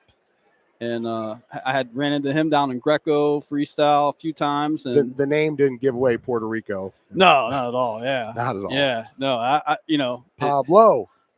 I originally thought Germany, but nice guy though. He got on the chat and was talking about the beach wrestling with Jim. I guess passion of his also. So is this one of those things?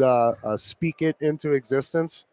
Yeah, like it's just we keep talking about it enough. It's almost like maybe Rudy Rudiger is going to appear on one of our broadcasts eventually one day. After we get the autograph poster for Coach Baum, and we're going to put that inside of the weight room for him, for all those guys, all those young lads out there that aspire to be a walk-on at Notre Dame, and play two snaps and become the most popular player in program history besides Manti Te'o. Oh, gosh. Poor Manti. Yeah. Well, what a tough run. That was a tough run. Yeah, I don't know who's gonna have the Had a little bit of a delay here in the 157 as they had to clean up the mat down there, and that's Dublin Scioto's Ahmad Dafala. I believe he was the one who was injured, and he was trailing Brian Crevar from Walsh 3-1. So I believe they do have that fired back up. Last we heard, it was only in the second period, so there was a good bit of stoppage, and I think they're going to do it again. They're trying to get him out there as coach comes around. I don't know if he just tried to cauterize that thing real quick, put like a cigarette butt out over top of his eye to just kind of close that thing up, and he jumped right back down on the ground and still working through the paces down there.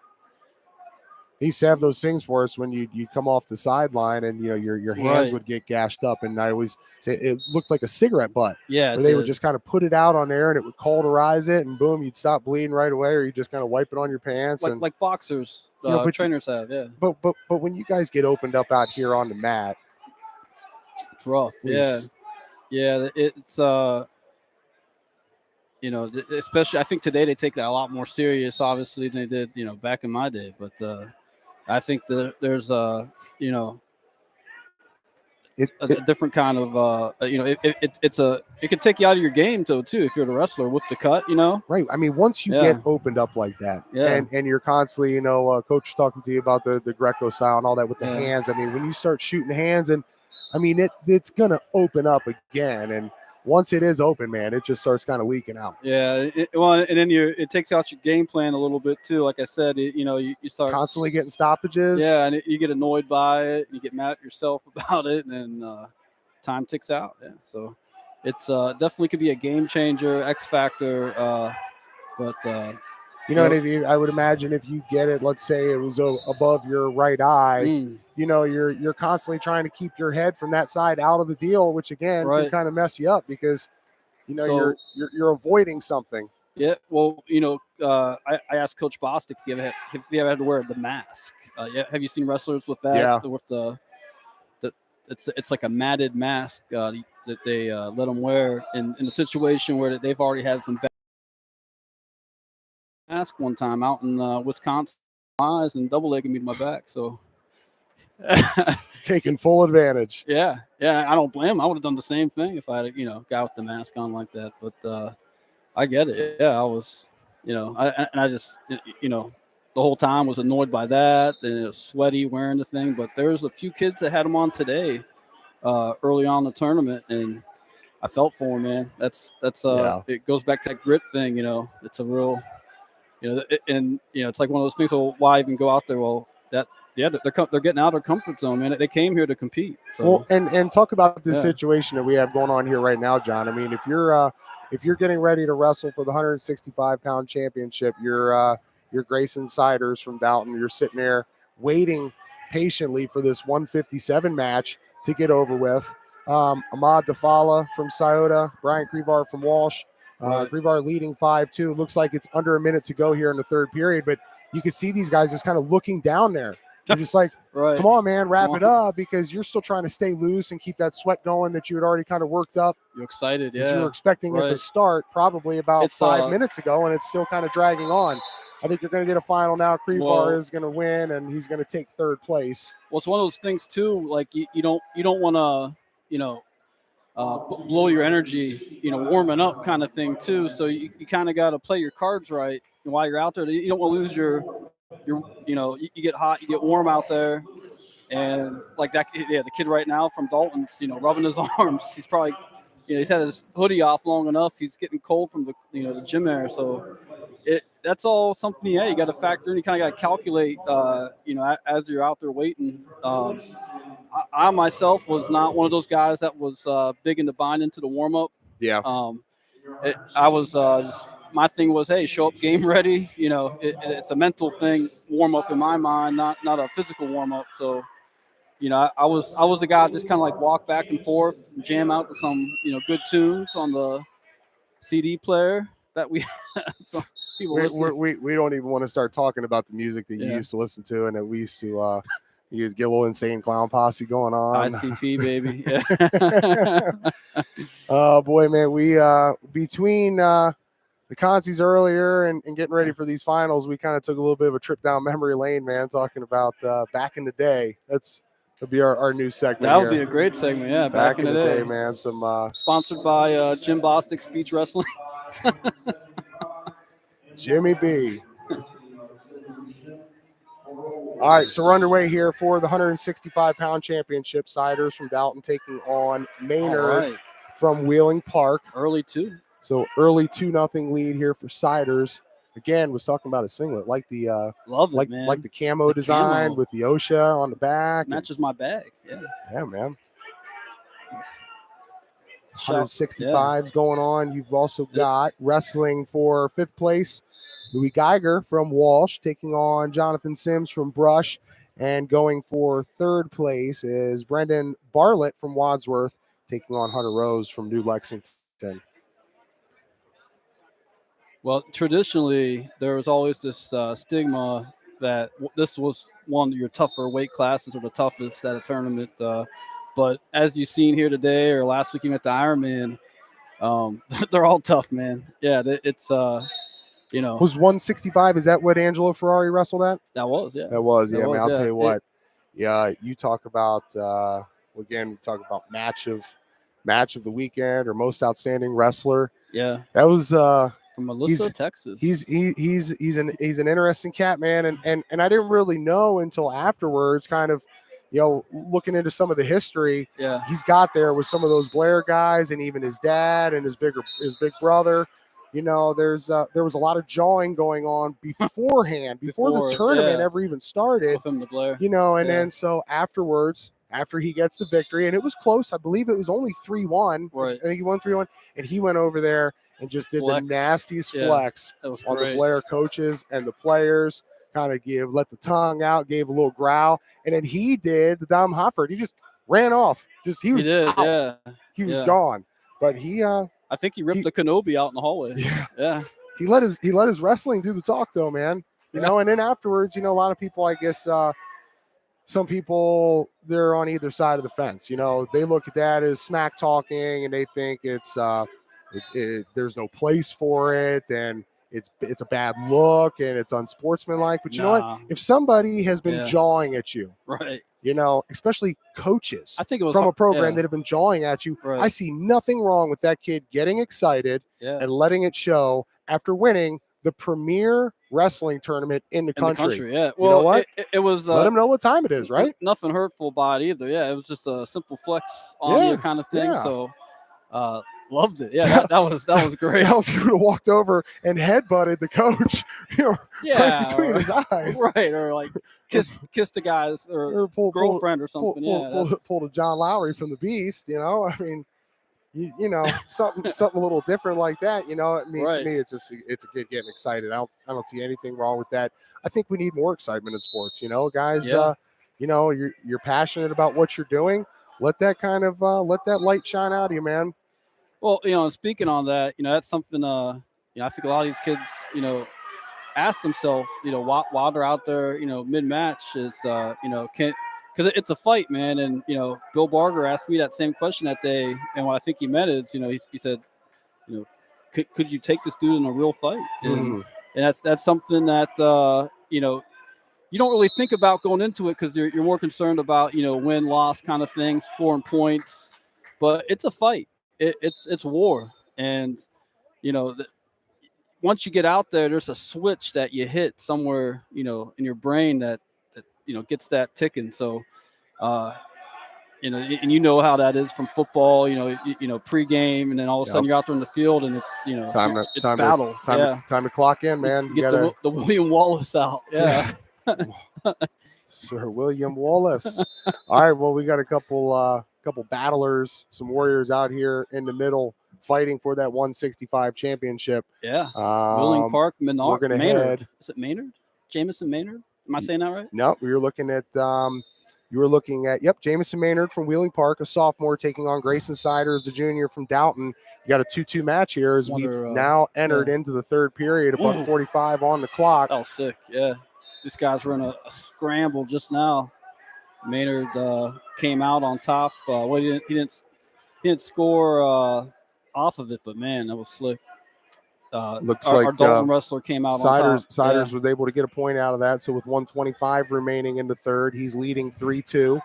So the Dalton Bulldog going to look to bring home a 165-pound championship here at the 62nd annual Hoover Holiday Wrestling Tournament. So glad to see that, man, especially for that program. Again, shout out to Johnny Foster, who I think was one. Oh, here we go. You got a Merkel locked up. Now, if he gets that kid's hand to touch the mat, that's 2 points from there. Okay. Yeah, that's how that works. And earlier, Coach Luke from Carrollton, that's, situation his boy was in during that match. And from the vantage point I had, I couldn't even tell, who had whose head or Merkel on Merkel, but that is that's a newer rule. I say newer. Oh, how about wow. Oh, man. There's some high-end action I for tell you here. what, TJ, I'd like to see our boy from Dalton here against Ferrari after that. Woo. Careful what you wish for. That might that was a hell of a move right there, and these guys are battling it out. That was pretty awesome, man. So great. Wow, they gave him the 2 there. 2 points for the young man, Maynard. Yeah. So with 7 seconds remaining, he leads 4-3. Oh, wait, that's 1. Is that 1? They're going to give Siders 1. All right. So that moves at 4-4. How about that? That's right, Willen Park. Don't come in our house. So another great match here. You talk about some local guys, Dalton being local, Dom Hoffert from Louisville being local. These guys fighting to the final seconds of their matches. You got some conversation from the officials, and they're going to take that point off the board for Siders. Come on. Let the guys decide who's the best. Tough bag there. You got 2 seconds to see if you can get out of this, partner. I disagree with that call, man. That was clear 1. I mean, he was literally going to take the kid down. So if he takes him down there and gets to 2, then wouldn't he have gotten? You know what I mean? Like, anyway, I disagree with that, but hey, it happens. And the time, I believe, is going to expire. So tough break there for Siders. Fought his tail off to get back into that deal. Yep. Well, shout out to him still, though. What a fighter, man. And exciting match, though. Yeah, tough for him, And again, kind of relating wrestling, all sports together. You'd rather get blown out, right, than to lose like that. 1 point with final seconds. Right, yeah. I mean, any football game I ever played in that I lost by a point or 2, it still sticks with you. But if you get beat by 30, everything went wrong, right? So if you get tech fault, hey, everything went to crap, right? Right, yeah. But you lose 1 point in the final 10 seconds, and that sticks with you, right? That's true. Knowing that was going to put you on the top of the podium. Yeah. That's rough. So tough break for the young man from Dalton, but I'm sure we'll see him bounce back and still have a great run here as we start to launch some different things on our Stark Media platform in regards to wrestling. We're going to start carrying more duels. We're going to get into the girls' action. We'll continue with more episodes of In the Room with Jimmy B, our guy Jim Bostic. A lot of things coming down the line here. So make sure you're following us on Twitter. Make sure you like and share. Follow us on Facebook. Also get on our Instagram platform. Also check us out right here as you are on the Stark Media YouTube channel. Appreciate everybody. You got about 30-some people that are looking in right now on the 62nd annual Hoover Holiday Wrestling Tournament. We appreciate all you guys. Subscribe, like, share, push it along for us. It allows us to grow more and take this thing to the next level. So keep following along as we bring you more and more content here on the Stark Media team platforms. And as we look in here now, down in the middle, getting ready to roll here, 175-pounders going for the championship. Louis Schaefer from Wadsworth, a senior, taking on Cooper Durst, a sophomore from Ripley. And going for 3rd place, you will have Hunter Dietrich, who Coach mentioned, a sophomore from Minerva, taking on Sam Longhenry from New Lexington, a senior. And then going for 5th place, you'll see another one of those Holt, Michigan wrestlers, Ty Hafke, a senior, taking on Kyler Howard, a junior from Mount Vernon. Right. Yep. And Coach Hilliard mentioned that's talking about iron sharpening iron.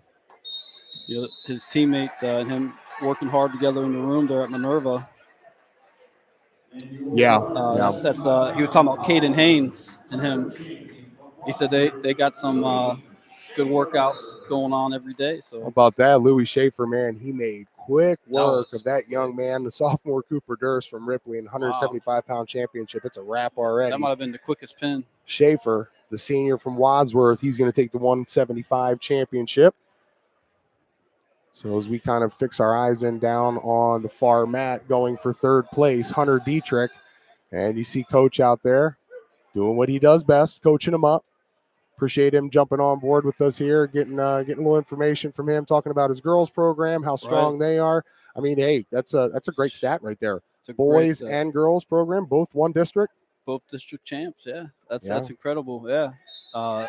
Well, and Chad Hilliard's always been an incredible human being to me anyway. And, we competed about the same time. And then as a competitor, you kind of, had a good feel of, guys from other schools around you, things like that were more committed, and he was that guy. I said he was like Coleman's protege. I mean, he was like always, you saw Jeff Coleman standing somewhere, he was right next to him, like, yes, sensei. It was like Miyagi-Do. So, but yeah, and he carried that with him, that same, and that same respect. And you see it in his coaching, and you see it in his program results. 2 district champs with the girls wrestling, and hopefully to come, they have that experience out at the girls state tournament, first one this year. So Paul Blankenship asking in here, what mat was Ripley on? I believe that was the young man who just got beat by the guy from Wadsworth. So they are off mat number 1 now. And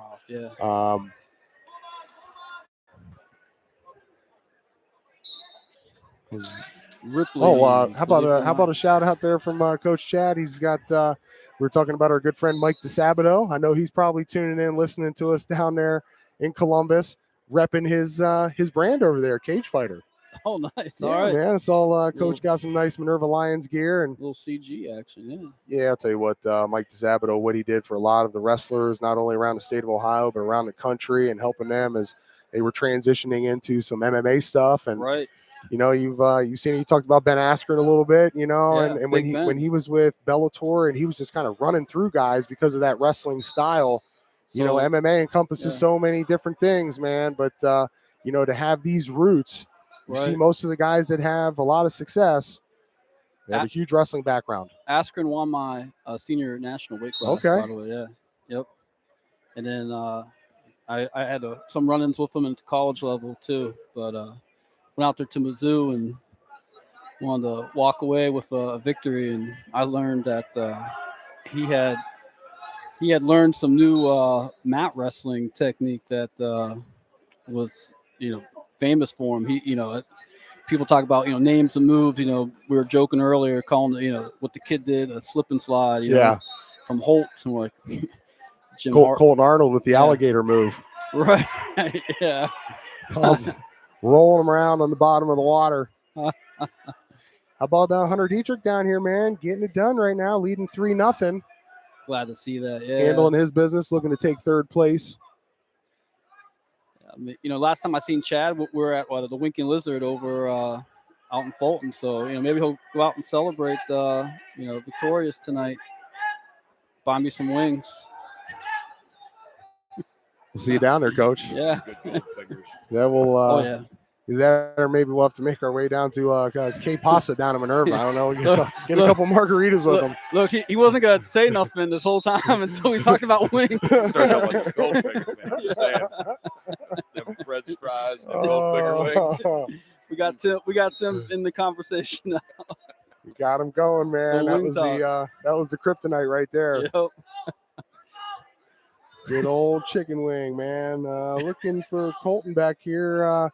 Saw him. He was kind of doing some warm up. There he is. He's talking with his best friends from the Massillon Tigers. Oh, okay. Getting some pro tips. Pretty funny picture last week is Tim Arnold had his classic ugly sweater Christmas party. I believe that was the 6th annual. Okay. So he's creeping up there on Hoover holiday status. But as his son Colton came in, he had his ugly sweater on for Christmas. You know what it was? The Grinch? No, he had the Gremlin. It wasn't the Gremlin. All right. It was a Massillon wrestling shirt. I said, dude, there's no way you're getting out of here without getting a picture of that. I said, you wear it? He's trying to cover it up. I said, no, man, pull it out, man. I said, you wear it. You got to take your picture with it. So I think he actually probably won the award, other than the gingerbread man who made an appearance. Hard to go against the gingerbread man. But no, you can't. Yeah. The Massillon wrestling shirt, probably 2nd place for me for ugly sweater. There you go. I'm feeling that. Oh, look, he got real footage he's sharing with us right now. Coach Wuski giving Colton some Okay. tips down there as he gets ready. Yeah. I don't know. Maybe he's doing some recruiting. No, I'm Be kidding. wrestling here shortly. Shout out to everybody tuning into us here on the Massel Start doesn't do Media that. Team YouTube channel. Oh yeah, we're gonna digress and move away from that topic. And while we have a chance here, as we see Hunter Dietrich, he just got it done, man. Shout out to that young man from Minerva, the sophomore Hunter Dietrich. He's going to take third place. Nice. All right. Shout out Yeah, to Cindy Hunter. Fireball, appreciate you shooting that down here to us, kind of with our angle of where we are at up here on the mezzanine level. Really hard to see all of mat 5. Only can get about half of it into our shot. So we apologize about that, Cindy, but appreciate you tuning in here. Thanks and for letting us know, though, yeah. catching some wrestling and hanging with us here for the 60-second. And finish. And luckily that got into the shot. It was on the second half of the match. Spot on, yeah. So as long as they're not under the glass here, we'll be all right. So there you go. Another Holt, Michigan guy getting a victory. He's going to take 5th place. That was young man Ty Hafke. Their coach's Christmas jacket, man. Tis the season. I like that. Sporting the look, man. Yeah. Now we got the 190s getting ready to rock and roll. Okay, that's a good one here for us. Got Luke Mullins, Hunter Hutchinson going for 3rd and 4th. We got Eric Williams, Caden Haynes. Caden Haynes going for 1st place from Minerva. So this one will be fun here to check in on. And against East Liverpool Potter, man. Yeah, and that's a matchup you'll see sometimes there. I've seen them on the basketball court in some of the tournaments. The Minerva Lions taking on East Liverpool, and so this one should be fun as we get ready to rock and roll here for the 190s. We want to send out a little message here on behalf of some of our partners here at Stark Media. So tonight, looking for that pizza. I don't know if the Browns are still going on. Got another football game going on this evening. If you're looking for your food, your game day food, contact our guy John Lindsay at Lindsay's Pizza, located inside the Hillsdale Shopping Center at 2827 Whipple Avenue in Canton.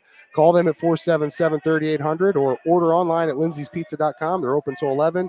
Pizza, chicken, subs, salads, and calzones. Lindsay's Pizza has everything you need. Check them out. How about our friends over at the Eagles, FOE number 190? Check them out over at 303 Wyrick Boulevard. Sign up, get a membership, and be part of a fraternity that donates over $100,000 a year to local charities. And our guy, Chris McCready, is over at finallyhearohio.com. If you or anybody you know struggles with your hearing, go to finallyhearohio.com and get a free hearing evaluation, or contact Chris and his group with over 30 years of experience at 492-1212. Thanks for that station identification, TJ. Station ID, baby. Coming to you live right here. Start Media Team. Appreciate my guy John Lowery rolling alongside me here. Known each other a long, long time. And great addition to our team here at Stark Media. Appreciate everything that Tim Arnold and his guys do over there at the Leathernecks Nation MC. How about our friends at Save22.vet? And also our friends Lucia, Dave, Brian Bowman down there at the Sam Center.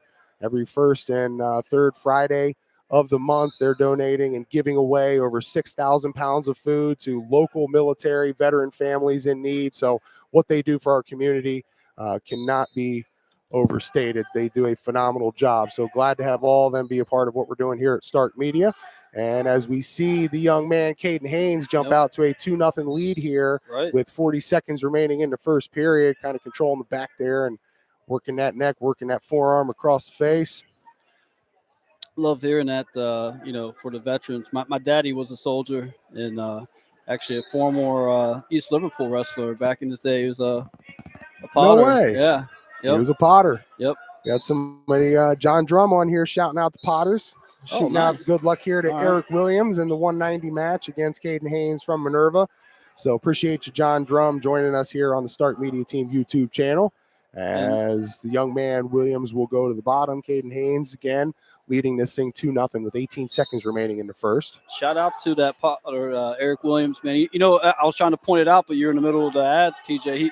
He tried to do a nice broomstick there. He almost fully initiated it there, and could be up right now 5-2. But that's a little desperado kind of thing to do right out the gate. I like it though. I like the approach, man. That was a style of mine back in the day. Go for it. I think we're going to need to get like some intro, outro music for this thing here. We'll get a little Desperado playing for you. Oh, that'd be nice. Yeah. Is that the Eagles? Eagles or Desperado? Eagles, yeah. All right, man. We're going to get you That- dialed in, man. It's Maybe going to a be little- like some soft, sensual, the ending of it to come in here for you right as you get ready to take the stage, man. I like that. Heading Yeah. to the second period now. Hunter, check that. Keep thinking about Hunter Dietrich, who just took third place at in the previous match. Caden Haynes heading to the second period with a 2-0 lead. Maybe some like dry ice effect, you know. Oh, Just wow. They did. throwing that out there. So did they just take points away? They took 2 They points did, away? yeah. So this match is back to scoreless now. Not sure exactly what happened down there, but now they're going to give 1 point back in the direction of Haynes. So he leads 1-0 in the second with 1:40 remaining. Coach Chad didn't have far to go, man. He was right over there on the other side. Matt 3 just kind of pivoted around here for the championship match for Caden Haynes and just got a chance seeing Hunter Dietrich again take third place here at the 62nd annual Hoover Holiday Wrestling Tournament. So the official is going to go over here and talk to the guys at the scoring table. Because, yeah, I think it should be Caden Haynes up 2-0. Okay, now we're up 3-0. So it was 2-0. Okay. They took it off. It was not supposed to be taken off. It was an error on their part, so they add the point on as well. So we've got 3-0 lead for Caden Haynes in the second period. $1:27 remaining. Both guys on their feet doing their thing. Love this matchup, man. Caden's thick. Yeah, man. He's a thick kid. I mean, clearly, just from our vantage point looking down here, he looks a lot bigger than the young man from East Liverpool. Eric Williams, yeah. Oh, you're spot on there. If I was Williams, man, I don't think I'd be shooting on those tree trunk legs. Heck no. I'd be trying to hit that broomstick again all day. Yeah, let him do the shooting. Little couple more people tuning in here to cheer on Eric Williams. Phil Rowe, appreciate you, man. Jen Ludwig, John Drum again talking about the Potter fans as they've kind of filtered on here to the Stark Media Team YouTube channel. Appreciate all you guys riding alongside us here this evening. John Lowery, TJ Downing. Been joined by a lot of different coaches here this afternoon. We talked to Ryan Riggs from Mount Union, talked to Coach Wusky, Coach Hepner from Jackson and Massillon, and got a chance to talk to Coach Chad from Minerva just here a bit ago. Talked to Brian Baum earlier. Had our guy Jamie Falls night on, and there you go. Eric's going to get 2 points. Now it's 5-3 with 20 seconds remaining in the second period. So in between there, Caden able to get 2 more points, but 3 points in favor of Eric Williams as we hit the 15-second mark in the second period. 5-3 lead for the young man from Minerva here in the 190-pound championship. 2:15s are up next. Action-packed, man. Give you a little foreshadowing here. Going for 5th place, that'll be Luke Raines from Smithville, the Smithy, taking on Maverick Blackburn from Wadsworth. See if our guy, Caden Haynes, can get it done here. 5 seconds remaining in the second period. And I believe we're going to get a point there for Haynes. He's going to make it 6-3 as time expires and we head to the third period.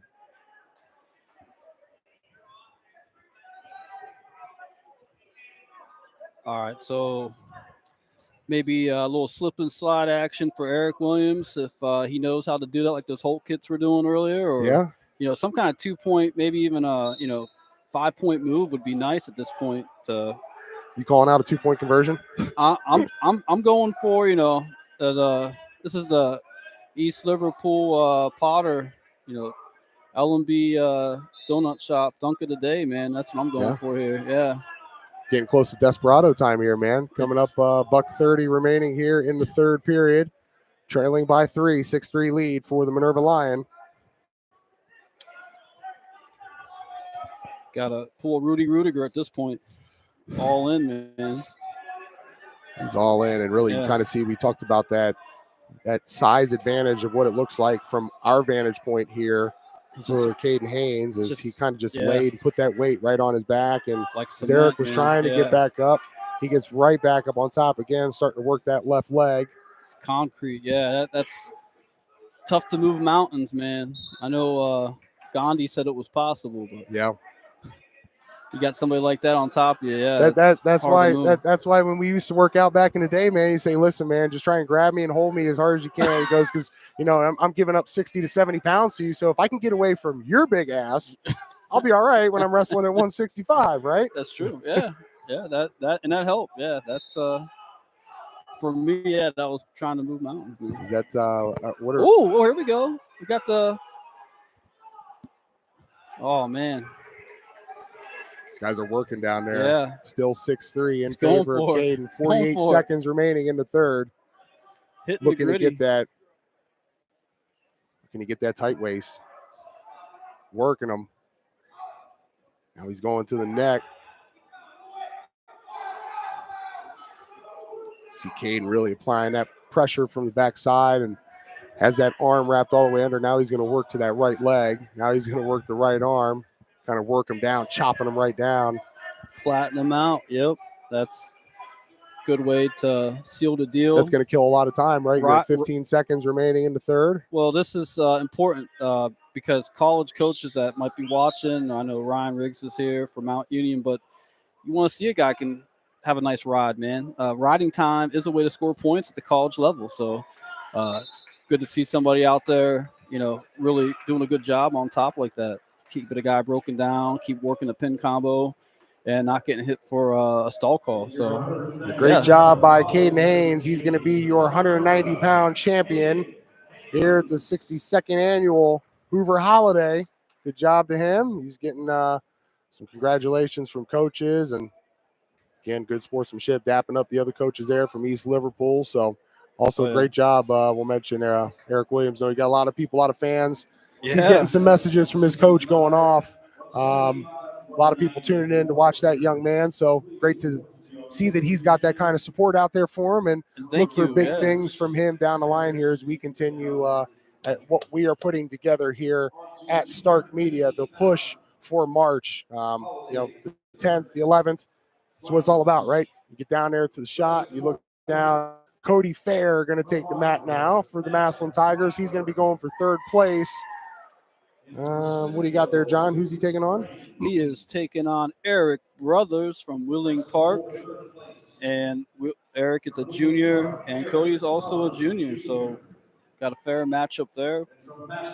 Kyle Snyder from CVCA is going to take the mat for the first place match at 2:15 against Alex Taylor from Mount Vernon. So got to give a special shout out here to Kyle Snyder. So he was actually back in the fall, in the football season. Yeah. He was our finallyhereohio.com player of the game for his effort against the Fairless Falcons. Wow.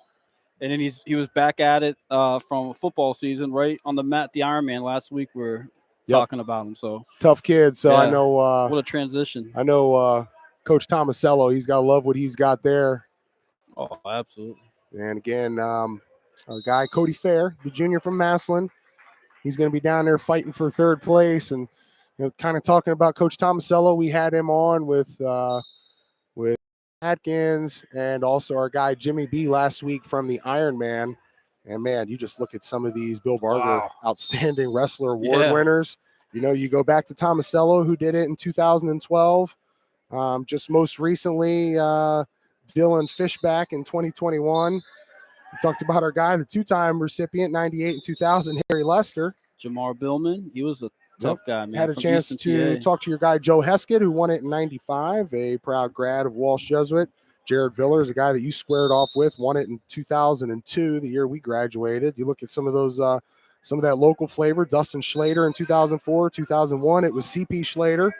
Wow. So Yeah. some, Spencer Lee, man, that guy, if in the wrestling community, you know anything about the sport, and you know that name. How about back-to-back years, man? 2009, 2010, Logan Steiber and Hunter Steiber. Oh, yeah. Yeah, that was those guys came up from Monroe and put on the show at the Ironman that year. Well, 2 years. So the show from Monroe. The show from That's how it goes down. Yeah. Oh, nice. I like that. See our guys, the heavies down there on the opposite end getting ready.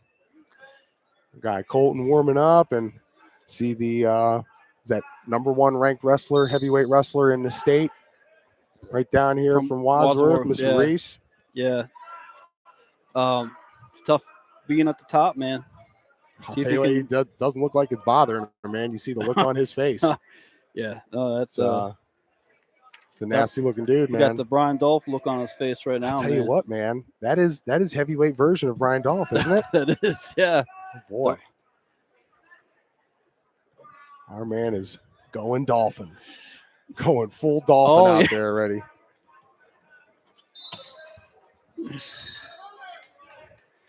Shout out again to Sakura Software Systems, getting everything done here, updating us on what's going on down there. Doing a phenomenal job, Doug Sakura. We know John and I, we got some history with his son, Tim Sakura, was there at Glen Oak around the same time as us. And some of the other guys we were kind of talking about, our guy, Tommy Wiseman, who was a great wrestler, and the late Anthony Latavo, who wrestled at Penn State.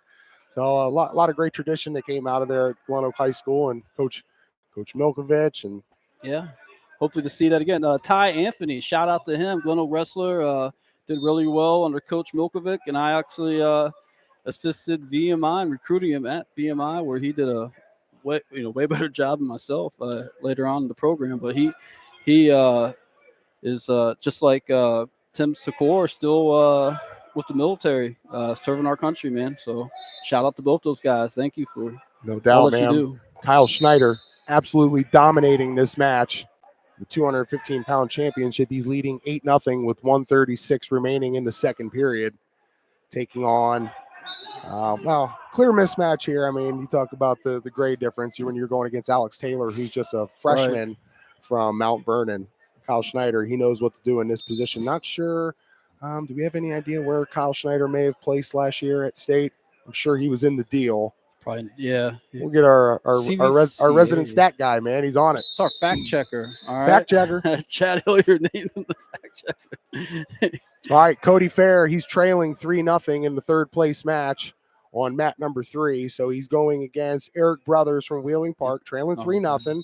Still some time remaining here in the second period of that match. 2 seconds, I believe, on the clock.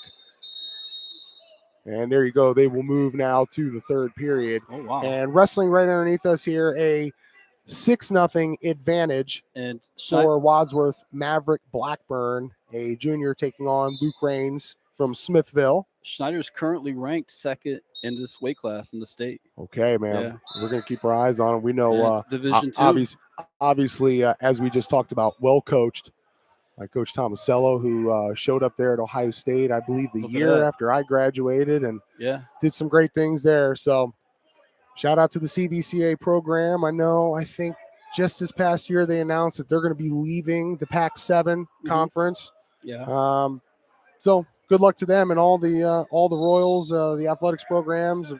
Have enjoyed covering them over the years, and wherever you guys may go from here, best of luck to you. So back in my day, CVCA was Division III, which meant it was cool on a local scale for us to practice together. So a lot of times, they would come down, just maybe a few guys from, certain weight classes would come down, work out with our guys, or vice versa. We'd go down there and practice with them. But, that was, something Bill Barger would always say to their coach was, why can't we just have an all-star team, man? We put them together, So, but anyway, that was I tell you what, they almost had they made a run for a few team state titles back then in Division III, and they're up against St. Vincent St. Mary's. Had an awesome program with the Hurley brothers, as you know, guys, and Billers, and there's a lot they're up against back then in Division III. You see Coach Wusky and all the guys back there pulling for Cody Fair. He just got a point.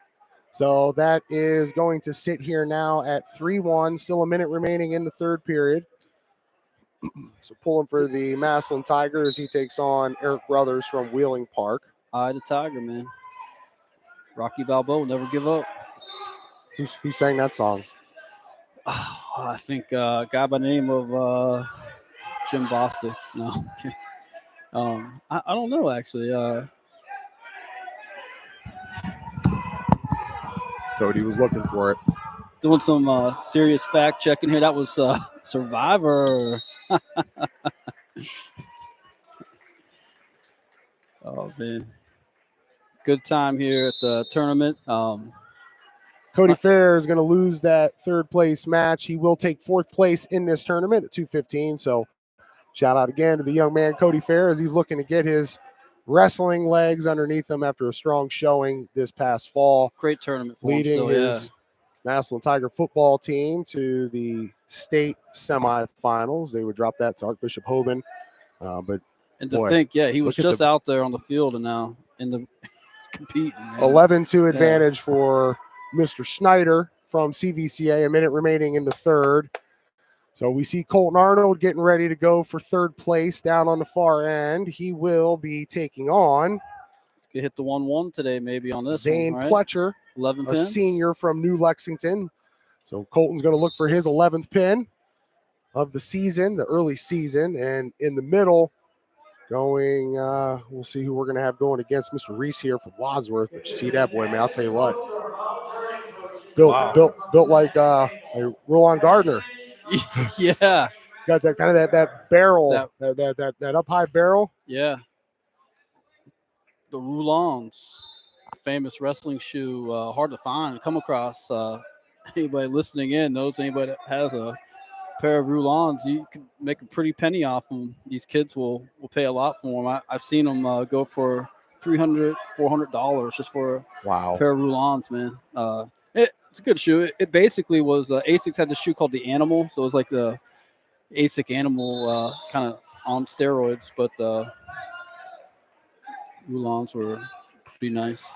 You know, I heard you guys talking earlier. I kind of missed that. We were talking about the young man. I'm drawing a blank on was. So this is just a heads up, fact here on our guy Colton. He is up against the wrestler that had upset him earlier in the tournament. So that was the first match this morning. That's the first match, yeah. So this is Zane Pletcher. This is a revenge match, buddy. Okay. I like this already. Here we go. Time to lock horns. And then middle mat, we got guy from this guy from West Holmes is not going to stand a chance against the size of Reese. Man, and this guy's looking like he's weighing about 220 pounds. You know, Reese reminds me of a guy named Kevin Vo from Elyria, who we got Aaron Reese taking on Elijah Baldridge from West Holmes. As you mentioned, Zane Pletcher taking on Colton Arnold. And here underneath us for fifth place from Olentangy, Micah Krennick taking on Matt Atkins from Huntington. There'll be some good matches, man. I was saying Reese reminded me of old Kevin Vo from Elyria, man. The way he's built, the way he's kind of stalking his opponent right now with that stare down. Stalking his prey. Yeah. I love it, man. He is. This is where, what do they say? This is where the rubber meets the road. Here we go. Colton Arnold, Zane Pletcher. Revenge match for third place taken. Love that revenge match. Over mat number 3. Look at Colton hand fighting away, man, putting the pressure on him.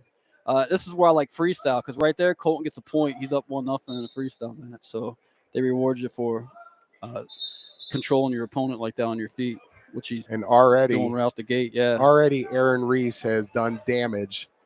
To the young man Elijah from West Holmes. I think he just took like a headbutt. Thumb or thumbnail. I think it was a thumb gouge to the eye. Yeah. Colton Arnold working down there. Oh, there we go. Got a little front headlock action, and then Reese got right out of it, man. Look at that. Kick and move. Colton Arnold shooting on the takedown. Wow, nice takedown for Colton, and that still should be 2 points, though. Oh, no. His opponent got hurt, unfortunately, during that. That young man is in a lot of pain from New Lexington, Zane Pletcher. Yeah. Our thoughts are with him, but I'll tell you what, Colton shot in there. That was a great shot, yeah. That was a great shot. Everything clean about it. You know, sometimes just that's how things happen in sports. We know one thing. It doesn't matter what event you're in, what you're doing competition-wise, when you step in between the white lines, whether it's a circle, whether it's a gridiron, a square, the hardwood, those are the things you have to be willing to accept, that injuries are going to take place. So you signed up for it. That's a risk you're willing to take out there, and hopefully he's okay. Yeah, it's not looking promising by his responses, though, from, he's given his training staff. So hopefully he's all right. Looks like he's in a lot of pain, though. Yeah. Don't think he's going to be able to continue this. You kind of heard it, John. We both did. You could Most Didn't most sound of you promising. here that have been listening to us on our Stark Media Team YouTube channel, you can probably hear it in coming through our microphones. That first initial moment Impact, where yeah. something happens, you just kind of let out that yelp, and I can tell you, as a guy who blew my knee out twice, that the first couple seconds, man, it sets in, the pain hits, and then the swelling comes in, and you don't feel anything, but in your head, it wraps itself around you, and you remember, you're just trying to grab for something as you're in pain, and you've got all your trainers around you. You see Colton coming over taking there. his headgear off, so that must be it. But yeah, what a mental Great sign of sportsmanship there by Colton Arnold, going over there, talking to the guy that, hey, you know what, got him this morning in this match. Right. Colton what a good may not have right there. Yeah. may not have come out ready to go, maybe a little sleepy in the morning time, but you know what, going over there and putting an arm around his opponent, it's a warrior mentality right there, man. That's great stuff to see. But we're gonna wish Zane Pletcher a speedy recovery. Not sure what's going on with him, but well, shout out to Colton too on the Rocky Balboa. Never gave up, dude. He came back out there. Guy that he lost to earlier, hit that shot, man. That was clockwork. So we're gonna go ahead here and shot. say that firmly it is the right knee of Zane Pletcher. Right leg, yeah. And honestly, guys, if I'm sitting here thinking about what may have happened, and Colton Arnold is going to take third place, so shout out to him. You hate to see it happen like that, but again, just here's my vantage point. All right, that shot that Colton took was fast, it was explosive, and it was violent. It's everything that you teach in how to do that. And I'm going to tell you right now, that young man's knee probably went backwards. Oh, here we go. We're watching a replay right now. As Colton shot in there, you can see that thing. Colton attacked on that right knee, and it went backwards. We're not going to sit here and speculate what might be wrong with the knee. It could be anything from a hyperextension, but you see the explosiveness on that takedown. Well, I'll tell we're you off what. the whistle too. He shot that. I like that. But, sad way to end it, but hey, hopefully the wrestler's okay, recovers well from that. And then we got some good action here right now, going for that first place. Reese with the front headlock, leading 3-1 as we get close to the end of the second period. After we conclude this match here, we're going to go ahead and wrap things up, and we're going to plan on seeing you again here down the line next week. As the holidays are coming up, we're going to have more duels. We're going to have more in the room with Jim Bostic. We'll have a lot of stuff going on here. And again, credit this young man from West Holmes, man, staying in the deal here as we are heading to the third period of the heavyweight championship at the 62nd annual Hoover Holiday Wrestling Tournament. 3-1 lead for the number one ranked heavyweight in the state of Ohio, Aaron Reese, out of Wadsworth. Again, shout out to everybody that's been tuning into us here. Our guy John Drum, Paul Blankenship, Cindy Fireball, Jen Ludwig, Phil Rowe. Appreciate you guys. Appreciate our guy Mike Barrows, Jimmy Bostic, everybody tuning in here tonight.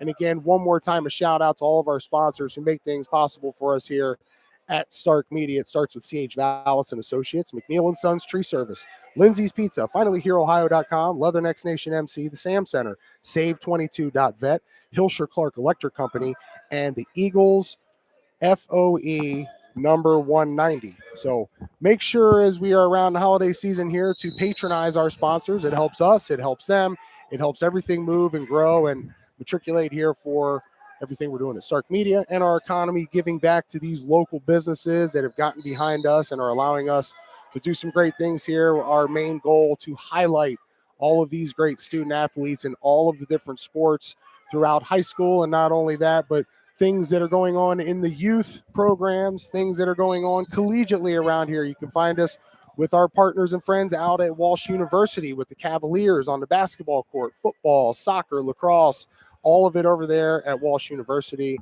and great things going on over at Mount Union. I know that from talking to Coach Ryan Riggs, we're going to be happy to get out there and cover some of their stuff. Also, I believe Jim mentioned to you last night, we'll probably be covering the quarterfinals or regional finals for Division II at Case Western. Case Western. So we're going to look forward to that as we move further down the line here. Again, just fully diving in now to our winter sports section. So taking broadcasting to the next level. Taking it to the next level, my man. Appreciate John Lowery rolling alongside me here. Our guy Tim Arnold does a ton for us here at Stark Media. Not just super dad to his kids, but just a great overall dude, man. Everything that he's not only done for our country, but for us here at Stark Media. We salute you, my friend, and all of our sponsors, partners, all of the athletic directors in the area. Again, another shout out here to Tom Oakes, who's down there on the court.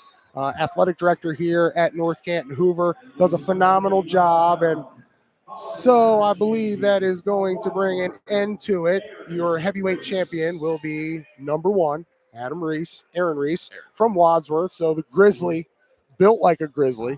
I'll tell you what, impressive performance for him. So shout out to our friends at Sikora Software, Doug Sikora getting it done for us. And shout out again to North Canton City Schools hosting this great event, the 62nd annual Hoover Holiday. Oh, we got Snickers out here. Holy smokes, Wow. You're my new best friend.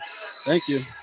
All right, guys, we're going to wrap this thing up here. Appreciate everybody tuning in to us here on the Stark Media Team YouTube channel. Myself, John Lowery, TJ Downing, Tim Arnold. We appreciate you. For our guy Jim Bostic, JR Supez, Jason Atkins, Brad Scarborough, all they did with the officials doing this stuff last night and doing it here through this entire weekend. Always shout out the officials. They do a phenomenal job. So as we wrap this thing up, we're going to finish up here. Still one more match going on. 1-1. You're actually into the 5th period here. Yeah. 9 seconds remaining. Going for 5th and 6th place. That's a young man out of Olentangy. And I believe maybe Sikora. About to get out. 1 point, escape, and There you go. keeps him down. Our guy Doug Sikora pulled it off here, so I dropped the name. Do you have that there on the bottom? 285. That is Matt Atkins from Huntington taking on Micah Krennick from Olentangy. So a 1-1 match here in the 5th. Olentangy taking the top position. Go ahead and there you go. For those of you still remaining, we're just going to drop this sucker down here. We're going handheld on you. Got the 1, and then what to do. There you go. Well, they're going to finish the period, though. Yeah, they keep wrestling. Yeah, you can still be in it to win it, man, just because it's not the sudden death. So I heard, the crowd respond like it was, but yeah, they're still going. Johnny, see if you can go ahead and pull those team scores for us up and yes, sir. Kind of update some of our friends here before we sign off. And again, you can kind of see the atmosphere inside of here. Everybody kind of going nuts for this 5th place match. These guys are battling it out, man. The heavyweights. There you go. 2 guys that are completely gassed and gave it their all. Great sign of sportsmanship there, shaking hands. And that young man from Huntington, he's going to get it done. Well, I think it's safe to say Wadsworth took the team title away. And I'm guessing, our boys from Louisville, maybe right up there in 2nd. It's not. So we're down right now here on Sikora Software, but no worries. We'll update you here. If you check out our Twitter feed, I'll get some of those team scores up for you. Check us out at Stark Media Team on Twitter, at Stark Media on Facebook, Instagram, right here on the Stark Media Team YouTube channel. All right, we're going to wrap things up here from the Hoover Holiday 62nd Annual Wrestling Tournament here on the campus of North Canton City Schools. For Tim Arnold, John Lowery, I'm TJ Downing signing off one more time here. Appreciate everybody. Appreciate Tom Oakes and everybody that tuned in, watched and listened and streamed us here live on the Stark Media Team YouTube channel, #Stark Media. Give us a follow, give us a like, give us a share, and come back next time as we bring you more from the local schools, whatever it may be. We'll have basketball, we'll have wrestling, we'll have swimming and diving, everything you need to stay plugged in here with your local student athletes. Have a great rest of your weekend, everyone. So long. Bye-bye. Bye-bye.